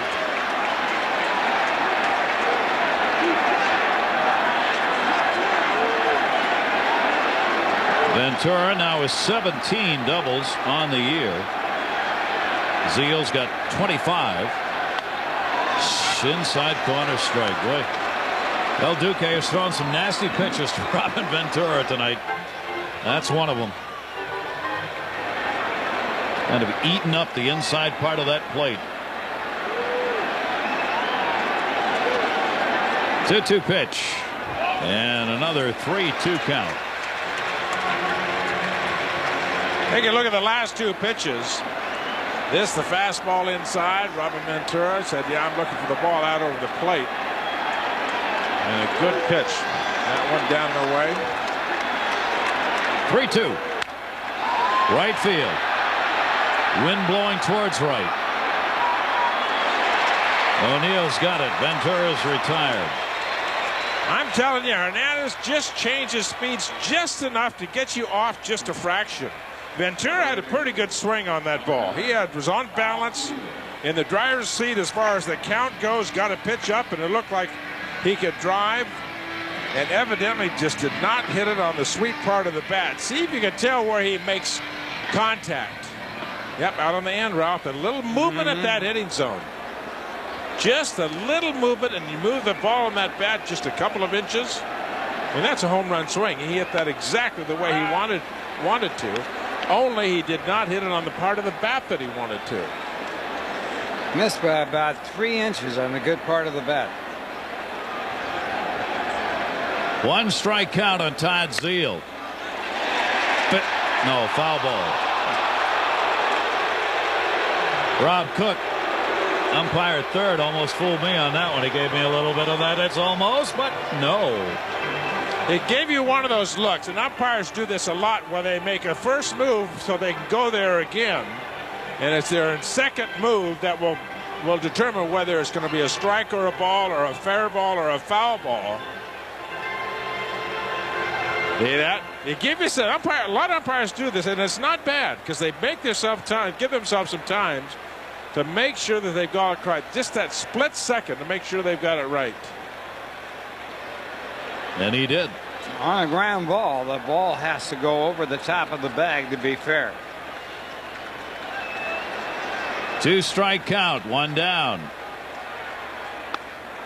El Duque has interesting numbers. He is 1-5 at Yankee Stadium with a 5.7 ERA. He is 6-1 on the road with a 3.54. Almost 2 runs a game different higher at home than he is on the road. 1-2 delivery. Had a double clutch. Williams over. Can't get it. And Todd Zeal has the Mets' 4th hit of the game. You know, it's interesting about the Yankees. You're talking about that, Gary, that last year they were 50-31 on the road. This year they're just 3 over, 23-20. Here out in front, Todd Zeal, a little flare to right center, made contact, put it in play.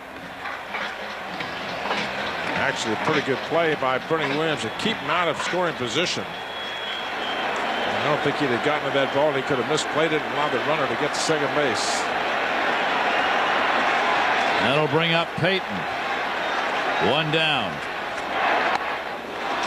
He has swung at that pitch, I think, in all of his at-bats with the same result. Slop drop, change up type curveball. And Payton really out in front, looking obviously fastball in the pitch.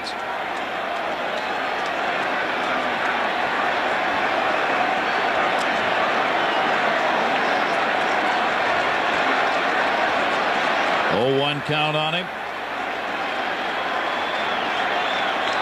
Zeal will be held by Martinez. Jorge Posada bluffs him back to first on a 2-strike count on Jay Payton. El Duque has giving him, Peyton, a tough night at the plate. Well, let's see what he does on this pitch. No balls and 2 strikes, and Peyton has not had a good swing at this pitch the entire night. He has not come close to making contact. Slow breaking ball, perfect location.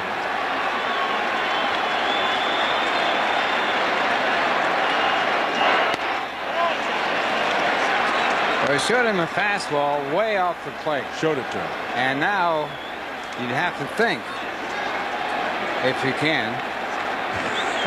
Are you talking about That's going to be something different. Or a pitcher? Which one are you talking about? Well, it's a tough spot because you got 2 strikes. You can't guess wrong because you can't take the pitch. 1-2 count. And he took that one, and he's gone. 3 strikeouts for El Duque. Guess which one he was looking for? He was looking with a curveball, and he got the heater. He struck me out on this. I'm looking curveball, too. Absolutely, I'm looking curveball. With the bad swings that he's had on the breaking balls, and there's that fastball, comes right back from the outside. That's the real difference in hitting with 2 strikes. You've got to be right because you can't take the pitch. Make that 4 strikeouts for El Duque. 4 in the game as Peyton is retired. 2 down here in the 7th inning. And Benny Agbayani. Agbayani maybe hit into the play of the game his last time up. Almost a triple play with 2 on, nobody out. A line drive that Hernandez handled. Went to second and got an out, and they almost tripled it up at first.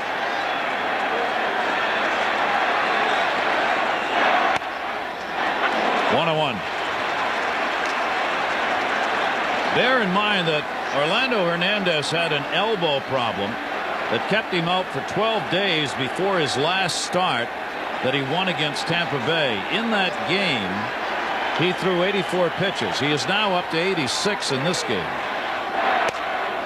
And you've got to believe that meeting that was held with the GM and Torrey and the doctor before this start had to do with how many pitches could he throw in this game. Having 1 game since the elbow injury against Tampa Bay, this is his 2nd. He's gone over the number he threw in that Tampa Bay game by about 5 now.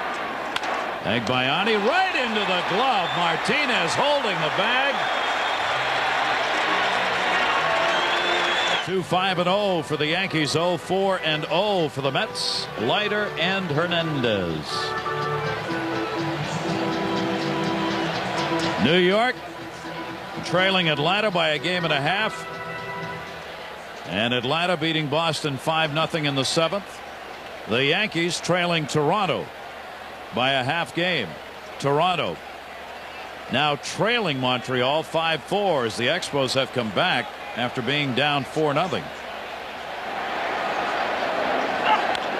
Fouled off Scott Brocious. What a job these 2 pitchers are doing right now. Leiter with a walk and 6 strikeouts. Hernandez a walk and 4 strikeouts. 1 batter has reached since the 1st inning against Al Leiter. A leadoff single by Jeter that could have been an error. And Brocious bloops that one for a base hit into center. Leadoff single in the 8th inning for Scott Brocious. Al Leiter coming into this inning at 110 pitches thrown. And you think about that, he had 33 in the 1st inning. 33. So in the following 6 innings, he has thrown just 77 pitches. Actually, a pretty good pitch right there. Inside, probably broke the bat of Scott Brocious. You know, Al Leiter was signed originally by the Yankees. And then in 1989, he pitched a game at Yankee Stadium. His 3rd start of the year. It was very cold. And Dallas Green was the manager.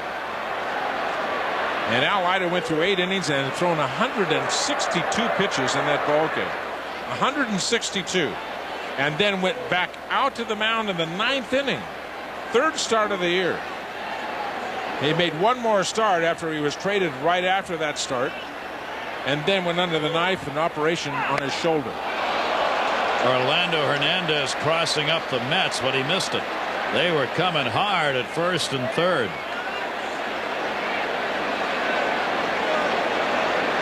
The old Casey Stengel butcher boy. Yeah, got to try and make contact there. Trying to get that runner down to second base. Scott Brocious, who is not a fast base runner. Orlando Hernandez has one sacrifice. Bunts it. Foul. He tried to bunt on 2 strikes his last time up and fouled it off. He has struck out both times up. Now what do you do? Bunt.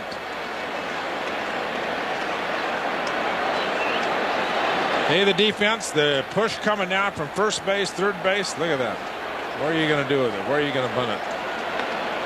Well, if you can practice that butcher boy, you might be able to do something. The only bad part about that play is that the pitcher lays one in there. You still got to get good stuff on the ball.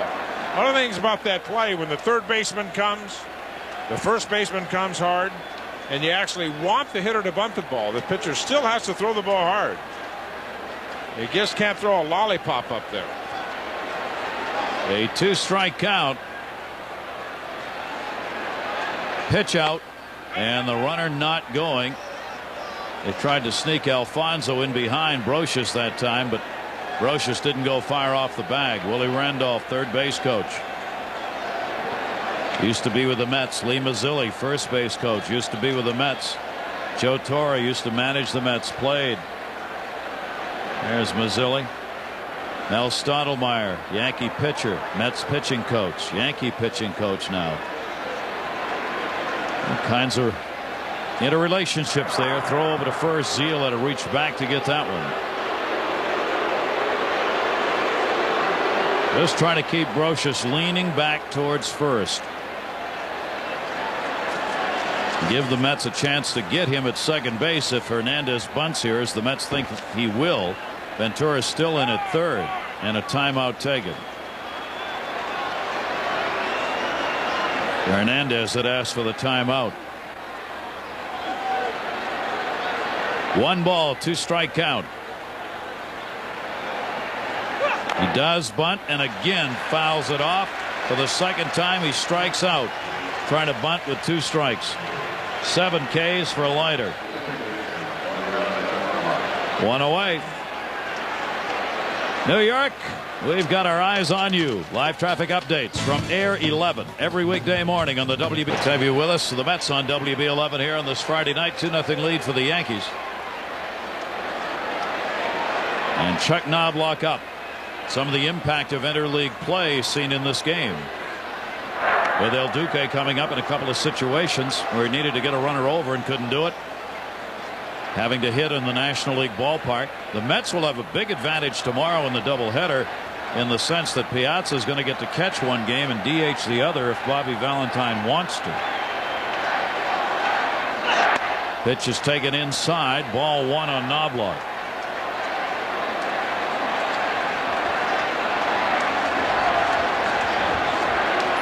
Think they're Yankee fans?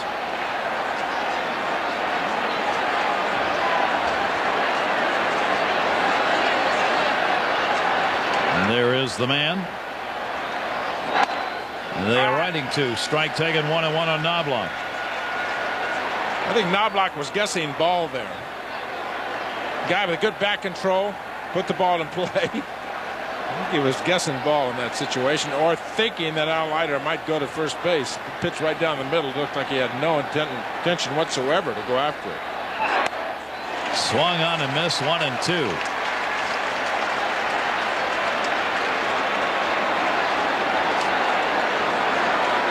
Take a good look at this cutter.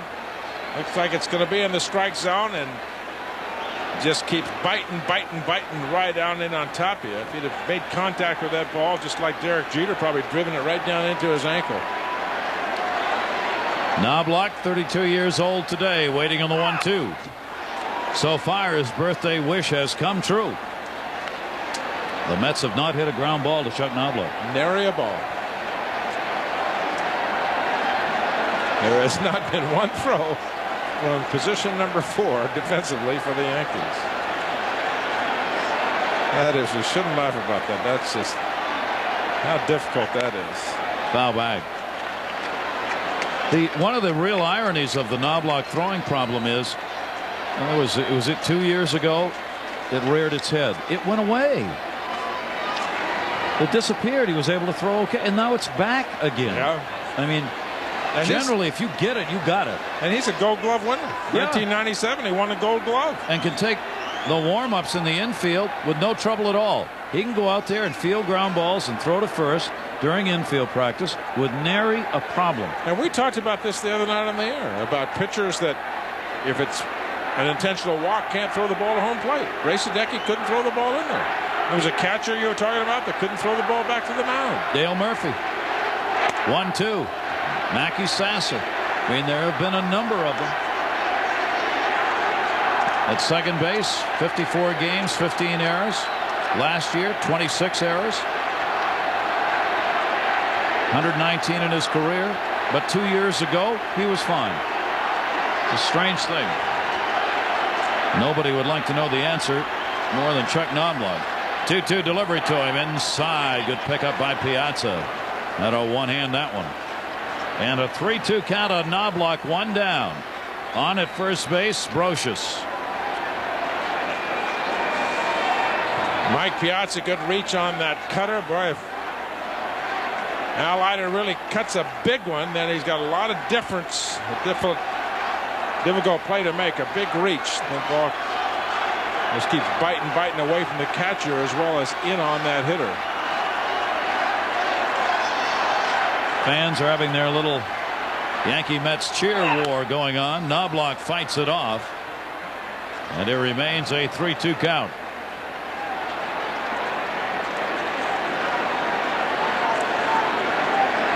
Knobloch is a tough out. That's why he's in that leadoff spot. Last year he had the 4th best on base percentage for a leadoff batter in the American League. 9th pitch of this at bat is coming up here. He fights off pitches. He's only struck out 27 times, drawing 19 walks. Throw over to get Brocious back.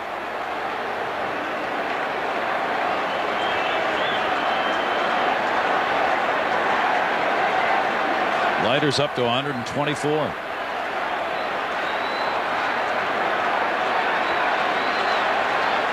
Three-two. Second base, Alfonso. Bell coming in. Nobody's going to get it. Alfonso does. Alfonso had a long run because the runner was going and he'd started to second. And Bell kept coming in and kept looking at Alfonso. It looked pretty shaky there for a minute. Edgardo kept rechecking on the ball. He looked up about 3 or 4 times. You can see how far away he is. He's heading to second base. The runner off on the 3-2 pitch. He checks again, checks again. Oh, you got to find the ball. You know Derek Bell is coming. You got to see, where are you, Derek? Where are you? Come on. Give me a little help here. Good play by Edgardo. 2 down. Derek Jeter, runner at first still. Jeter takes it inside for a ball. Jeter with 2 hits. One he got, one the official scorer got, and he is grounded out. Al Leiter has given up just 6 hits in the game. Trailing 2-0 though, as the Yankees. Orlando Hernandez has shut the Mets out on 4 hits so far. We are in the 8th inning. Jeter, 7 hits and 20 at bats now, lifetime off Leiter. Striking the inside, 1-1. One of the things that Jeter does so very well is going to right field. And if you play at all your home games at Yankee Stadium, yeah, it would behoove you to try to hit the ball down that right field line, that short porch. A lot of times if you take the discipline and hit the ball to right field, try to go to right field, it really makes you a much better hitter. Leiter is a tough pitcher to do that on when he comes inside so hard with those cut fastballs. He gets the ball out over the plate, especially where the Mets playing the defense and have to play it. They play Jeter especially with Leiter pitching. They play him on the infield to pull.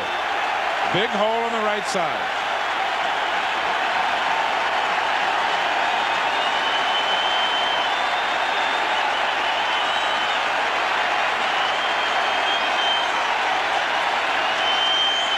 Fans want the K. 1-2 delivered to Jeter.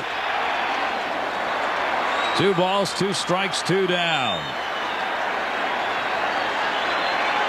On at first base, Scott Brocious, who led this inning off with a single. But he could not get him moved up. He's still there.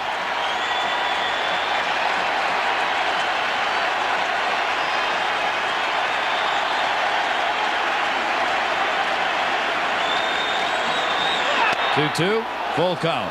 Boy, you saw that last shot of the outfield, and that's exactly where Derek Jeter would like to go, that huge hole in right center field. As it's panned around the right field, look at this. Look at the amount of territory out there. Wow. Huge. Yankees with a 2-0 lead. Batting here in the top of the 8th inning with 2 down, a 3-2 count. And Brocious will be running from first. And he struck him out.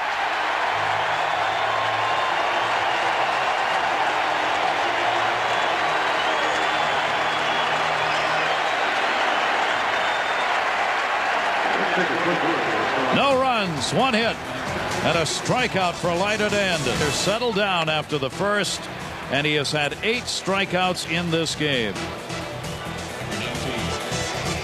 You saw 2 different pitchers in today's game for Al Leiter in the first inning, and then from then on he was superb. Our Jeep game summary. RBI singles have done it. The Williams and Posada, and the play of the game for me is that line drive double play that Hernandez turned. No runners reach third, as you saw for the Mets. The 8 Ks pile for Leiter. Orlando Hernandez outside for a ball. Lenny Harris is the pinch hitter. So that will be it for Leiter. Lenny Harris leading off the bottom of the inning, pinch hitter. 1 ball, 1 strike count on Harris. We were talking about Chuck Knobloch at second base. Close game, late innings. He comes out. Jose Vizcaino in. 1-1. Harris to center. Bernie Williams.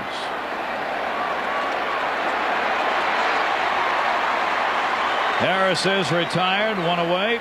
With the Mets now, he is 2 for 13 as a pinch hitter. Leiter's got to hope for some offensive help here in the 8th.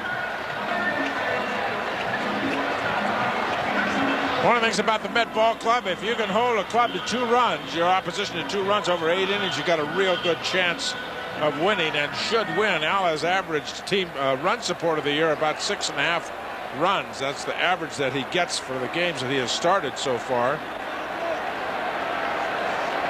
Leadoff batter Melvin Mora, and there's the breaking ball, missing again inside, ball 1.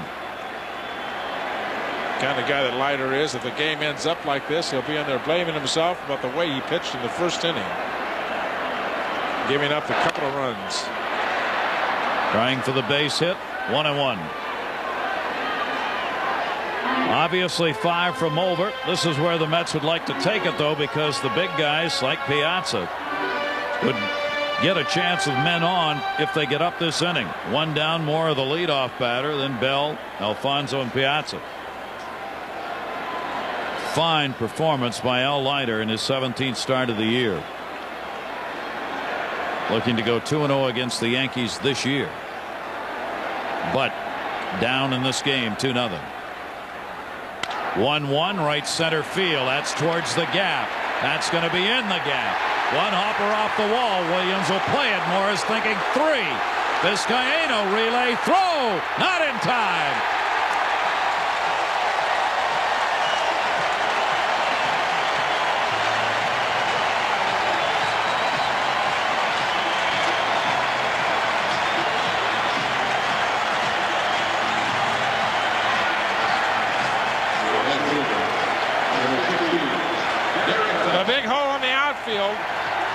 By the New York Yankees, and Melvin Moore going that way. Got the off-speed pitch on the outside part of the plate. Actually, a pretty good pitch. And trying to hit that ball in that huge hole between Williams and Paul O'Neill. That's a good piece of hitting right there. Orlando Hernandez unable to get. Morrow. Gets his 2nd triple of the year ahead of that throw. 1-1 Leiter watching as Morrow went to third.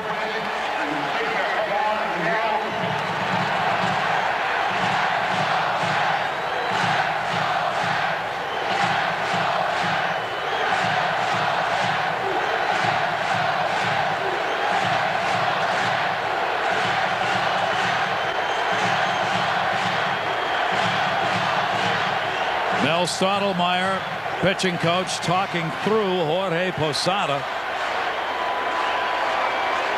Mel continues undergoing the treatment necessary for his cancer, and we wish him well. And here comes Bell.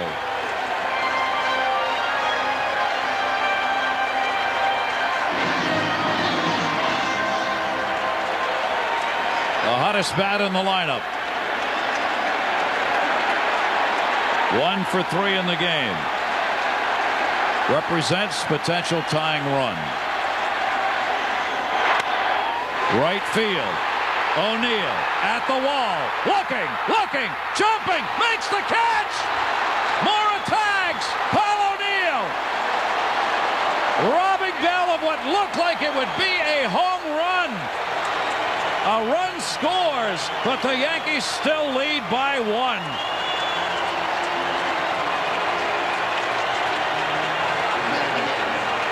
Paul O'Neill absolutely brought that ball back. What an outstanding defensive play in a ballpark that he is not all that familiar with. Yeah, get back Loretta to the fence and up, and he is out of the ballpark when he catches that ball. Out of the ballpark. Derek Bell, can he believe it? He knows it's gone, and he said, oh no. A huge play for the New York Yankees. Boy, there have been several in this game that you're going to put a star next to, and that's the biggest right there. It is a 2-1 ball game. Edgardo Alfonzo up 2 down. Bell will be credited with the RBI, but he wanted 2. And Paul O'Neill denied him on a superb play in right field. The eyes tell the story.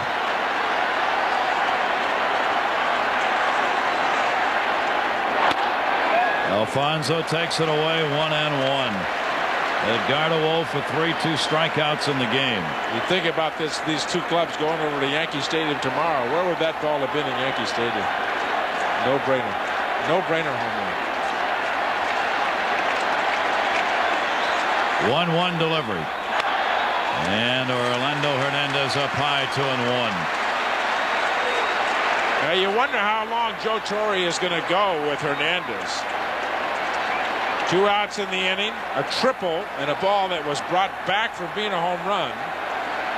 The only reason he is doing this because the way Hernandez has pitched to Alfonso all night. And Alfonso, that's probably the best cut he's had right there, going to right field. There is no way that he's going to face Piazza. The middle relievers, as we mentioned early, struggling for the Yankees.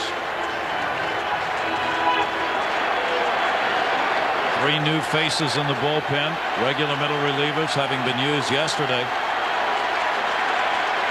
2 ball, 2 strike count, 2 down. 3-2.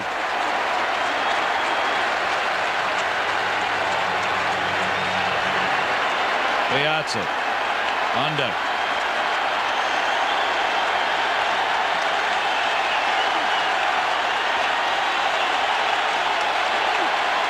Everybody's standing, but for different reasons. 3-2. Hit in the air, right center. Bernie Williams will get over and haul it in. 1 run, 1 hit. Nobody left on, and Paul O'Neill, the only reason Bell's fly ball did not leave the yard.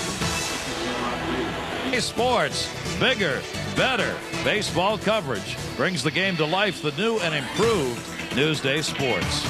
Closed captioning brought to you in part by 1-800-MATTRESS and Mattress.com, where the last S is for savings. John Franco in relief of Al Leiter. Another superb job by Al Leiter. 8 very strong innings. He had one bad inning trying to get his feet on the ground in the very top of the first inning. And there was actually 2 different pitchers we saw. The Leiter in the first inning, and then the other 7. He was superb the last 7 innings. And as he has done most of the year, pitched extremely well. John Franco will come in and take it over, try to shut the Yankees down for 3 more outs and give the middle of that lineup another shot at the Yanks in the bottom of the 9th inning. Yankee fans applauding here as Paul O'Neill comes up, applauding that defensive play he made.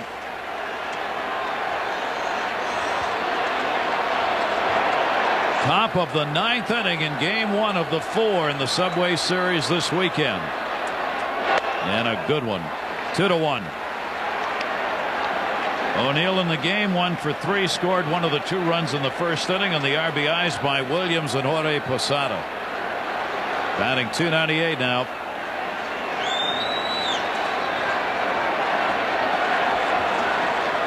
Franco did not face the Yankees in the first series and has faced them in only 1 game with no part of an inning pitched in his career.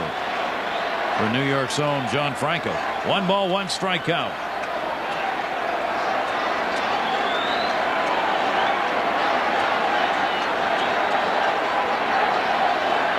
Mets in the bottom of the 9th have Piazza, Ventura, and Zeal scheduled up. 1-1 delivery. O'Neill, shallow right center. Payton. 1 away in the 9th. One of the things that would have been devastating for Joe Torre and the New York Yankees if Orlando Hernandez had not pitched late into the ball game.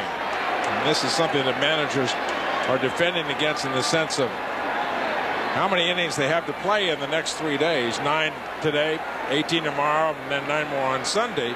And if you can get in that bullpen and rattle around a little bit, well, you no doubt you do not have to defend against certain individuals coming out of that bullpen. It puts you at a distinct advantage. But both pitchers here tonight have done a good job for their managers, the way they can set up their bullpen for the next 2 days. Bernie Williams, who extended his hit streak to 17 games in the first inning with an RBI single, 1 for 3. Leiter gave up the 2 runs on 4 hits in the first inning, and after that 2 singles. That was it. Mariano Rivera. Pitch misses outside. Williams, pretty good jig on that one as he danced around to stay away from the swing in a 1-1 count.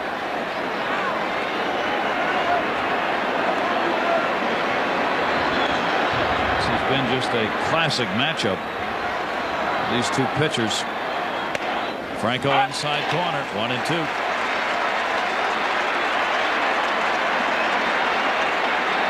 Both teams 5-3 in interleague play.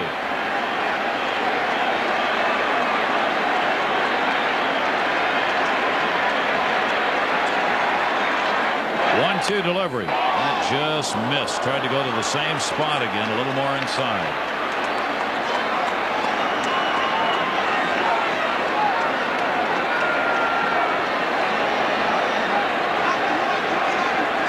Hasn't mattered for Williams, left to right. 318 off left-handers, 339 off right-handers for Bernie Williams.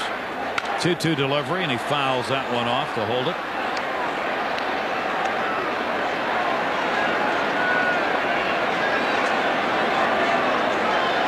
John Franco seemingly has gotten stronger here as the time has gone by in this season. More effective, maybe a better way to put it. Also looks like he has a better fastball too than he did earlier. It'll be real important for the Mets. We will use him sometimes as a closer, more often as a setup. 36th appearance. Grounded to third. Ventura, the backhand, on the money. 2 down in the 9th inning. Well, if your arm starts hurting you, what do? Get rid of it quickly.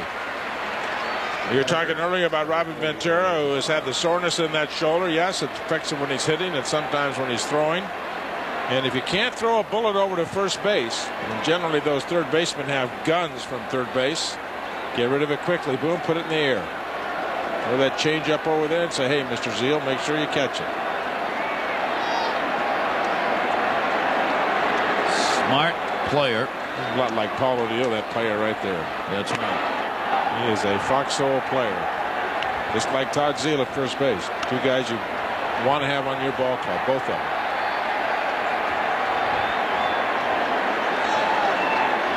Jorge Posada, 2 down, a 1-0 count. There's Zeal. Quality players. You have to have them if you're going to be on a winning team. Posada, 1 for 3. Third. Again, Ventura hustles it. Got him.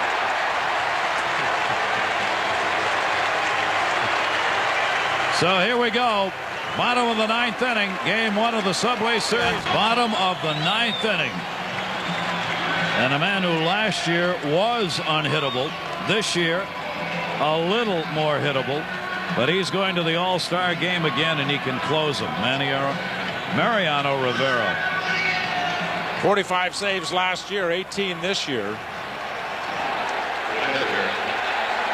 Maybe the best in the business. Oh, you got to have ice water in your veins, and what a confrontation with the first hitter. Mike Piazza, one of the best fastball hitters in baseball. And if you're the New York Yankees, you say, hey, thank God he's up there without anybody on. Bottom of the 9th, and he takes the first pitch. 1-0. That surprised me. I thought he'd be swinging. I thought he would be swinging. Rivera looking for the save. He has 18. He is 18 out of 21 in saves. Piazza popped it up, shallow right. O'Neill. 1 down. Piazza with an 0 for 4.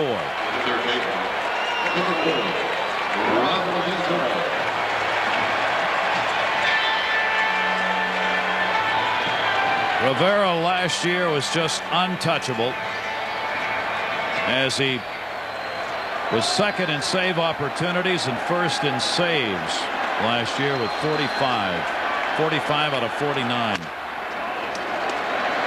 Last year hitters could not touch him. Left-handers hit 143 and right-handers 219. World Series MVP. 1-0. Got the pop-up at the plate off Robin Ventura. Where is it? Jorge Posada. 2 down. Jorge Posada was looking for help, and Rivera says, you've got it, big boy.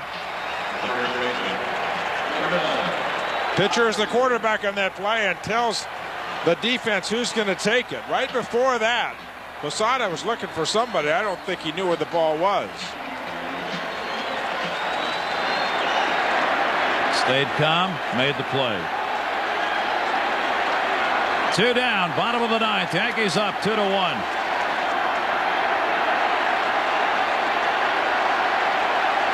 Todd Zeal is 2 for 5 lifetime. Off Rivera. Strike on the outside corner.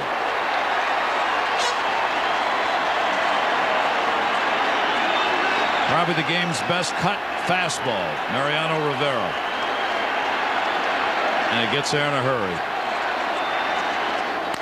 Up the middle, almost took his head off. A base hit for Zeal and a comebacker. A shot that knocked Rivera down. And Zeal is on with 2 away in the 9th inning. The first pitch, a fastball on the outside part of the plate, right on the corner, and this one right down the middle and right on the button by Todd Zeal. Not many times you see a pitcher get knocked off his feet, but that was right at his coconut right there. Wow.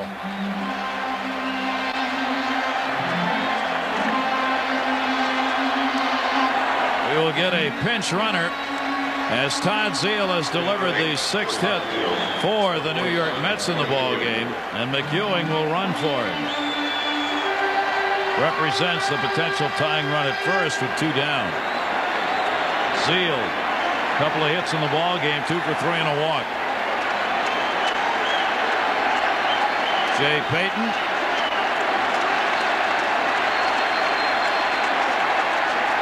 Rivera, the overhand fastball misses.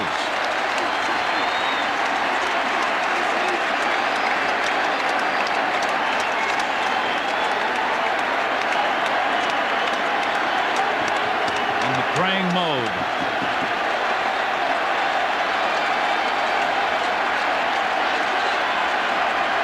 Throw to first base.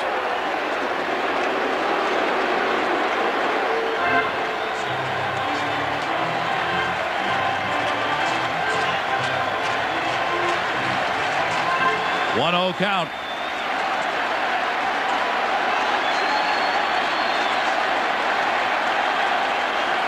McEwing at first base. Rivera.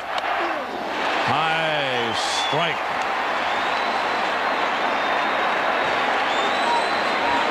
One of the problems of guessing a pitch, sometimes you'll chase a pitch out of the strike zone. That is unhittable above the top of the strike zone. Even as strong with the bat speed that Jay Payton has, that's a beautiful pitch. You're sitting on a pitch and you get it, your strike zone will grow.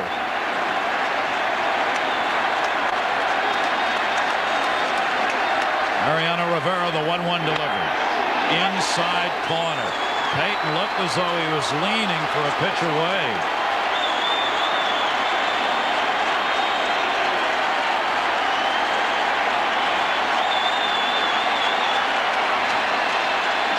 Dead red, no guess, just good heater. That's what you're going to get here. Payton has had a hit in the last 14 games where he has had an at-bat. He has not had one here. 1-2 delivery. Down the right field line. It is towards the corner. It is a foul ball.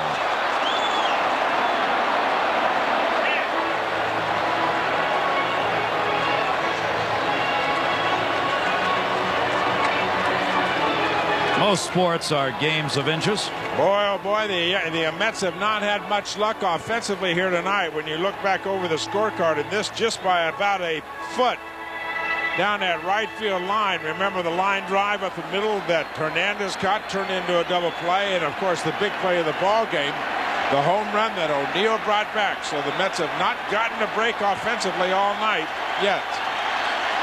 1-2 count, 2 down. McEwing at first base. Yankees lead 2-1. Hauled in by Jorge Posada. That one was heading to the backstop.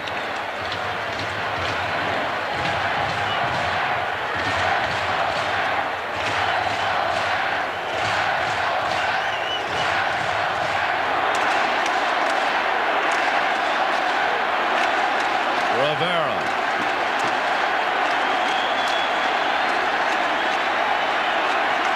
2-2 delivery. And it goes full. Agbayani on deck. Well, the Mets get the advantage in the count. With 2 down here in the bottom of the 9th inning, and it's 3-2. That means the runner, McEwing, will be going. Torrey Zimmer. Chris Chambliss, the coaching staff. All you can do is watch. They got the man out there they want. 3-2 runner goes. Right field. O'Neill over. Has room. Yankees win it. 2-1.